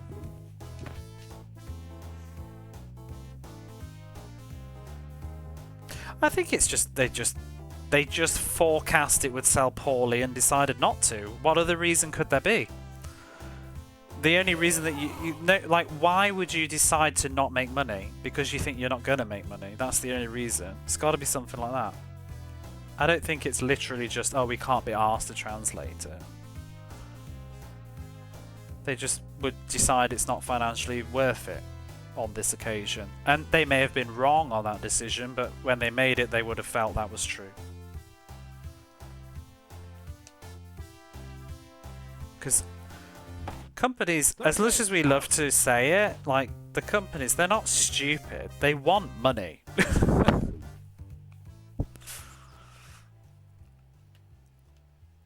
they just get it wrong sometimes. I think that's all. I mean, and I also wonder if, because I think what will often happen with Europe is if something failed in America, it's game over for us. If America didn't buy it, we weren't getting it, is what used to happen, I think, a lot of the time until worldwide release dates became more universal. So I think often we would very much depending on it doing well in America first. I don't think that's what happened with Suikoden, but maybe I wonder if Suikoden's I don't know how it sold, but if 3's critical success probably ensured that we got 4. Because I can't understand why they would dip on 3 and then do 4. I mean, you want to talk the craziest nonsense? Was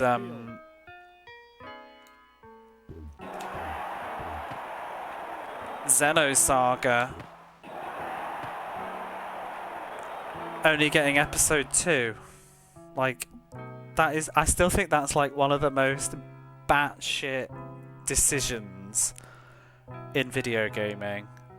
That they didn't give us episode 1, they gave us episode 2, and then decided to not give us episode 3. It's like, you just gave us the middle of a trilogy.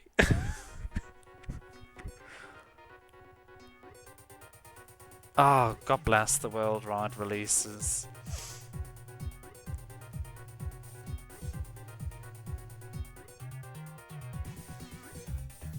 I really wanted to import Suikoden 3 back then, I just couldn't.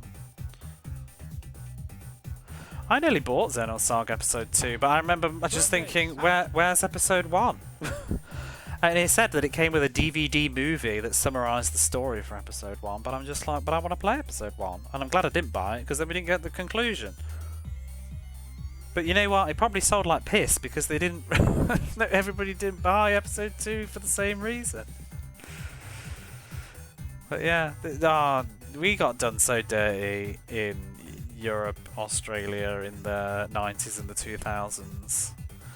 It's like the Tales of series. The first Tales of game we ever got was Symphonia on the GameCube, and then Eternia on the PSP.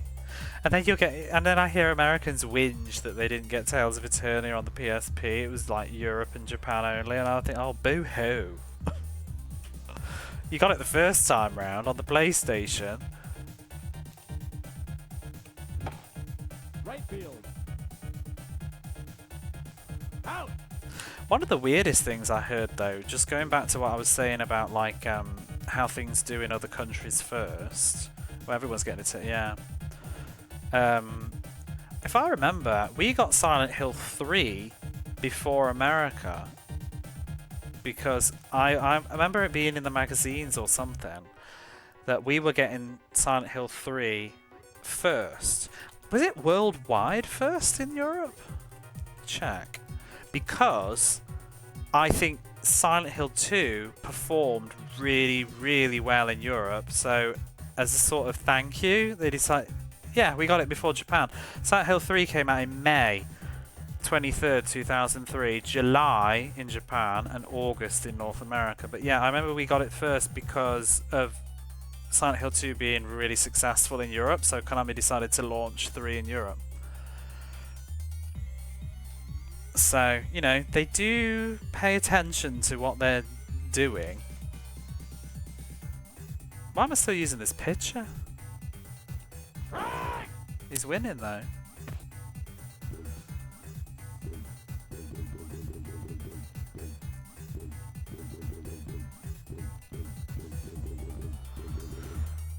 Yeah, it's weird stuff. Left field.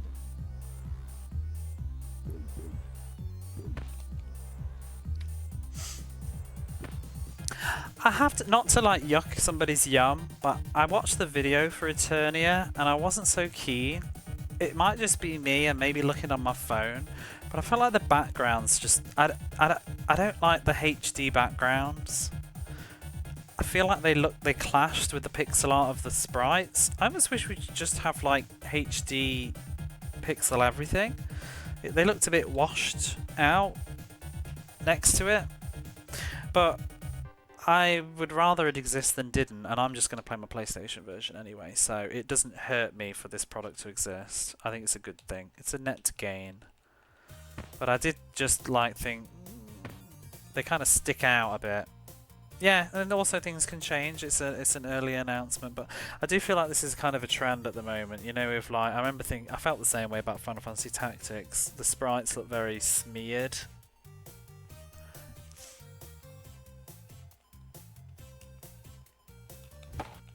Third base. Oh, Left fucking. field. Oh, you penis.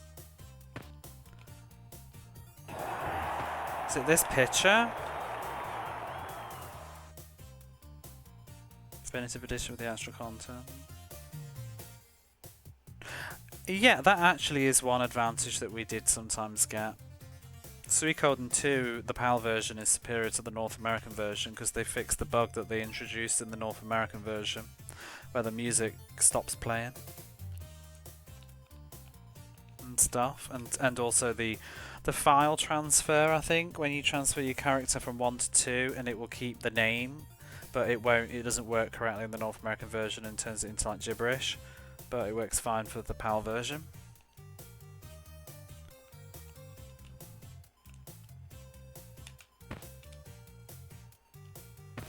Did you get the extra bosses in Final Fantasy X in North America? The Dark Eons? Did I make that up? Did we get exclusive stuff for PAL on Final Fantasy X? Penance and whatever. Oh my god, this picture's not working out, is he? It was just PAL. So there's another thing.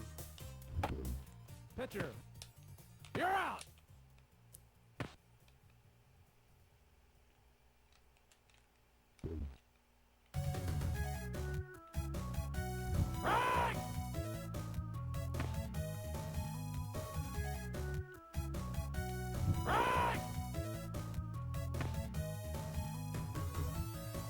They got in the remaster. Yeah, because we had them. Shortstop. You're out. Kingdom Hearts Final Mix is Japan only though. We didn't get any of that extra stuff in PAL. We had the same as North America as far as I'm aware. So that was another thing that sucks, so that everybody forgets I think too, is or doesn't even know. So I think you didn't know, did you, Dreamy, when you were going through the series? We didn't get Chain of Memories in Europe. Chain of Memories, sorry. We got the Game Boy Advance one, but we didn't get the PS2 remake.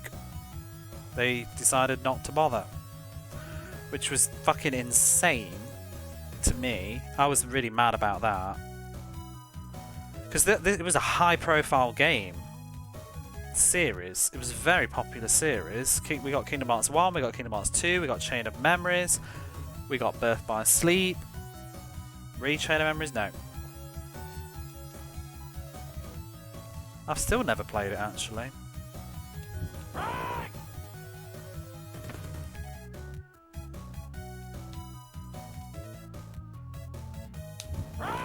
Yeah, oh, the stuff that we used to miss, it makes me weep.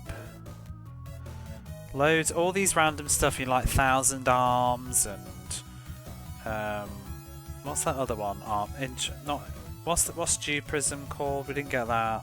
Thousand Arms, something Arms, Wild Arms 2. Xenogears, we didn't get Xenogears, we didn't get, which is all, I mean, I can't believe that. I finally played Xenogears about 7 years ago. I'm still glad that I played it now, and I had my experience with Xenogears was very, very special. I played it during in fact I can tell you when I played it in the pandemic. I played it in 2020 when I was at home alone, and I was pretty much just playing it for about 4 or 5 weeks every day by myself, social distancing. I had a very beautiful time with that game. But, oh, if I had played that when I was like 14, would have been magic. There isn't any Wii ports? Oh my god, they were all over the place, weren't they? Dislikes running at 60. Square Enix never bothered including 60 on most of theirs. That'll be why. They never, because when I moved here, all my Square Enix shit stopped working. They didn't have any 60Hz options. They didn't bother doing it.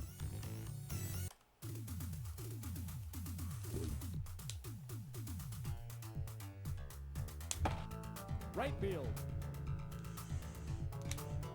Foul ball.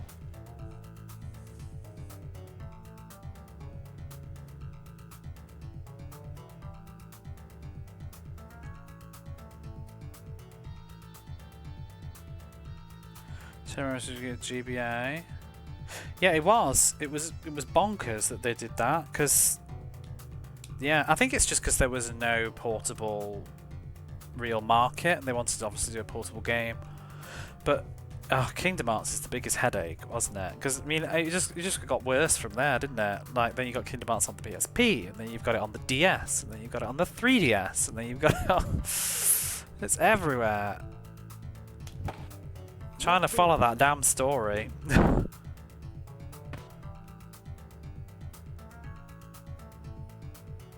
I liked Chain of Memories at the time. I enjoyed it on the Game Boy Advance. I'm not sure I would enjoy it probably on the PS2, but I'd still like to play it sometime. I have it now because it's on the collection, but... In fact, did Chain of... Wait. Re-Chain of Memories? Did it even come out in Japan? What was this Re-Chain of Memories game? Was it North America only? Because I'm just thinking, like, I don't think I've even seen it in a shop. Here. It's like, I've never even thought about that game. Yeah, what the fu- No, it did come out in Japan. Oh, I should get that.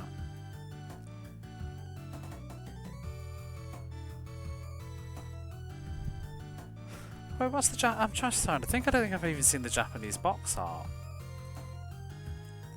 Like, I've never come across this in a store. Maybe I've just tuned it out. Huh.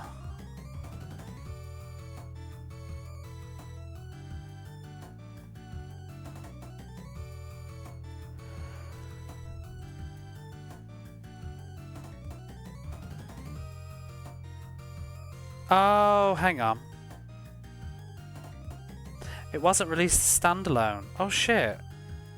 It was released with Final Mix in a special packaging. I need to be careful of that. Did I buy Final Mix? That's why I've never seen it.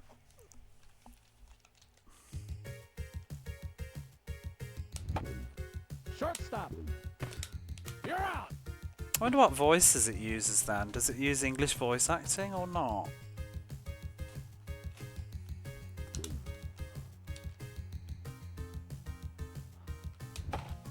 So I actually did buy... Out. I bought Kingdom Hearts Final Mix recently for the PlayStation 2 because I figured I just got nostalgic for the PS2 once I got the retro tint going, and I like Kingdom Hearts with English voices, so...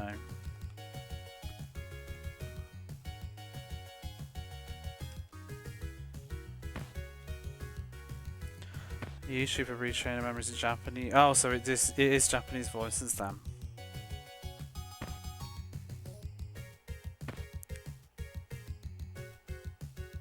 Oh, the mobile game. You know, I've never finished the other one as well. Coded. I always get bored with Second it. base. You're out.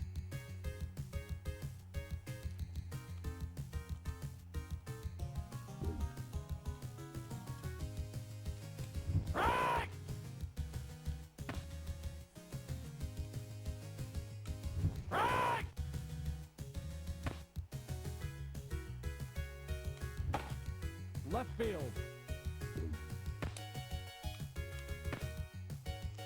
Recoded. I need to finish that. I need to go through the whole series. I don't know whether I would stream them, but I can't stream all of them. I wish they'd done... I really wish they'd released 3-6 whatever days on the HD collection. Because I enjoyed that one. Did you stream that one, Dreamy, or did you just do the movie when you went through the series? Did you have any way to stream that at the time? I liked it. It was cute. The story wasn't like so exciting, but I enjoyed the formula of it, and it had some unique like worlds and stuff, didn't it? Unique levels. I feel like the wasn't the Agrabah level different from the other games? On the carpet or something, or was that lifted from 2?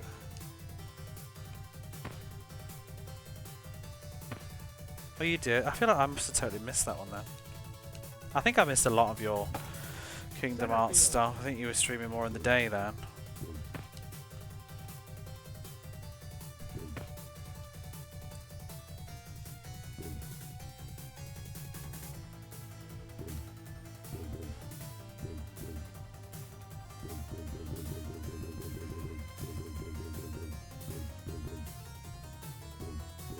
And I definitely didn't want to see anything beyond Kingdom Hearts 2 because I've played all the way up to the 3DS game, but I haven't played the 3DS game.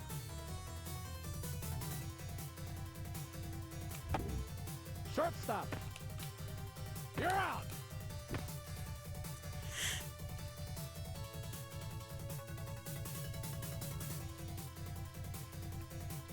Yeah, I never finished Birth by Sleep completely as well. I did it as Ventus and Terra, but I never finished Aqua. Right field.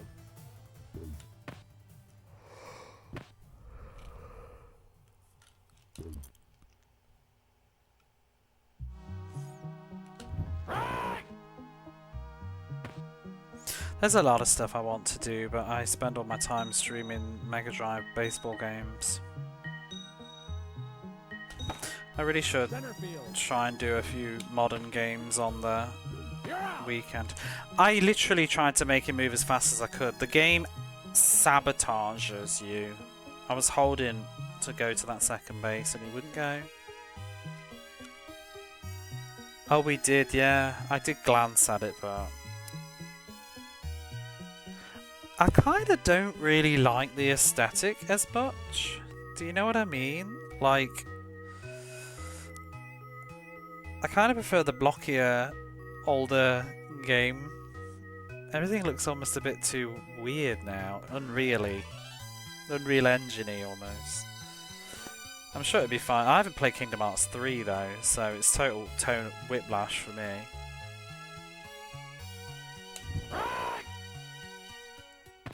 Maybe if I'd played 3, I'd be a bit more used to. You need to play 2. I like 2. I was in a very happy place when I played 2. In uni.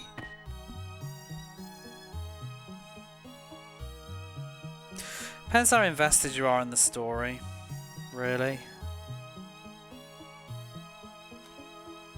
If you really don't care about the story, then maybe don't bother, but if you do, there's a Chain of Memories is, I feel like Chain of Memories is pretty important story-wise. It sets up a lot of 2. That's the thing, like, I don't think is as hard, it's not as hard to, it's not as easy to capture now. Did you play them in real time, Dreamy? On the Game Boy Advance and stuff? Like, Chain of Memories,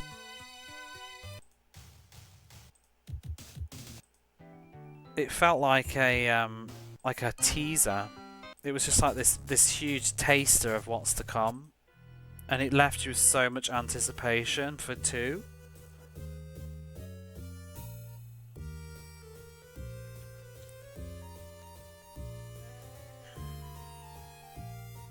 Mandy Moore and Lance Bass, yeah.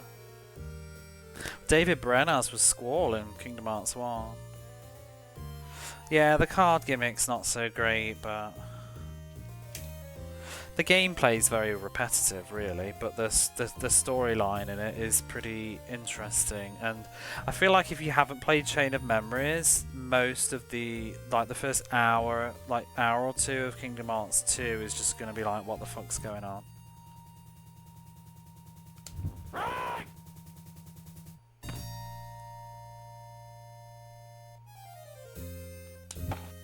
You're looking forward to that collection?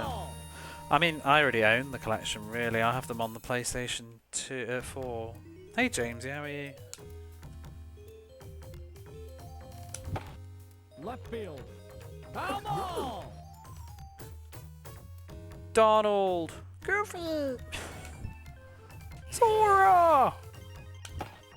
Right field. Not very tasty.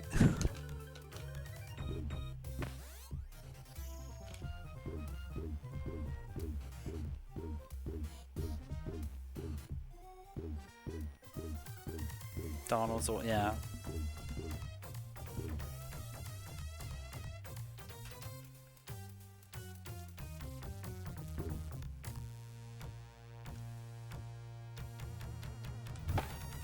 Left field.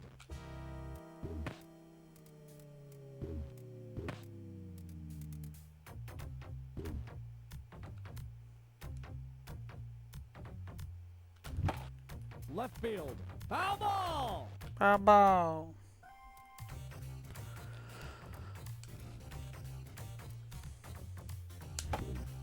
Center field.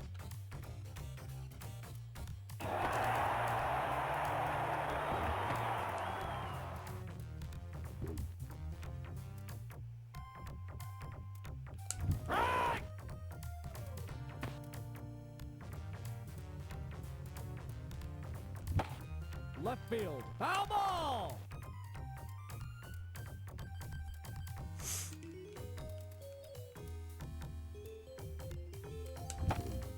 Shortstop. You're out.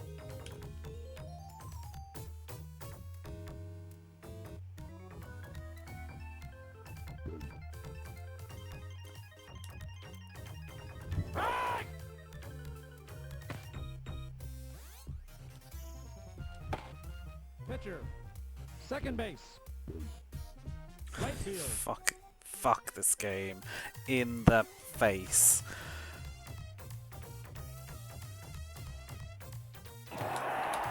What the fuck was that? I controlled 3 different people then, because it kept changing who I was controlling. This is why this game is a bad game. Any close games or victories? I'll get back to you. First base. Right field.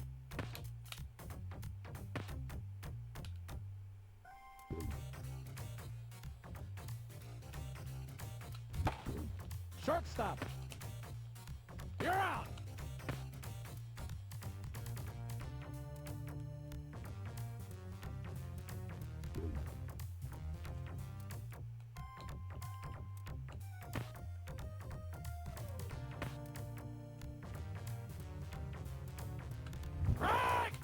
We had a close game earlier. I lost in the, was it the 7th inning? They suddenly, they like fucking grand slammed and everything and pissed me right off.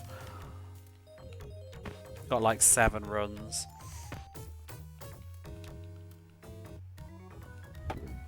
Left field. Foul ball.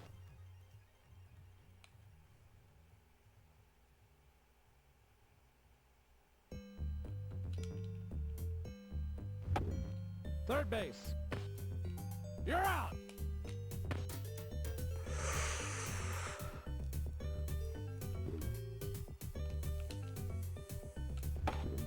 Second base. You vagina. Center field.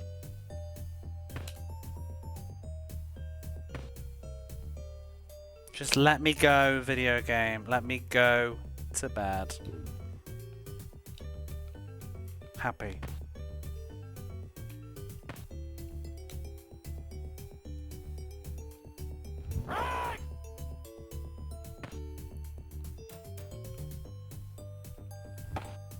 Right field.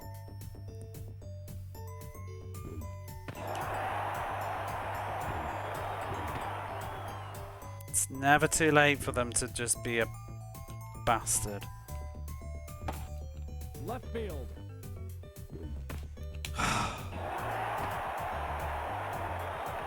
Can't with this fucking game.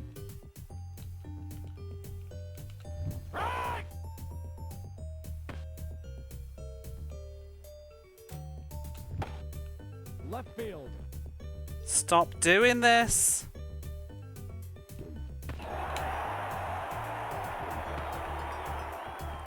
You're out.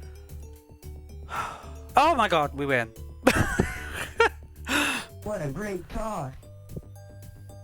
I thought we were still going. Oh my god. But you see what I mean? Like, they literally, right up to the last second, dickhead.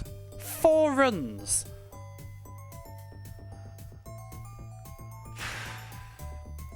Okay, now. Give me the password. You know, I nearly just was like, okay, right, well, good night, but yeah, let's get that password first. Oh yeah, they gun so hard to just slap me in the face before bed, which, you know, some people like that, but I don't.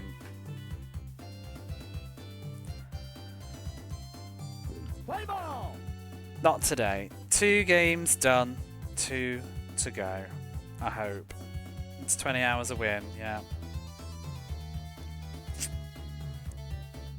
See you in hour 80.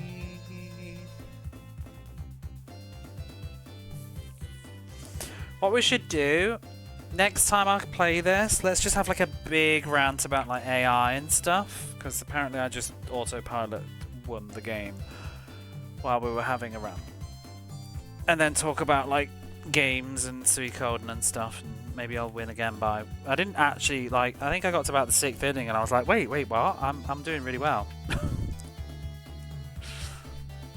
I didn't even change pitches.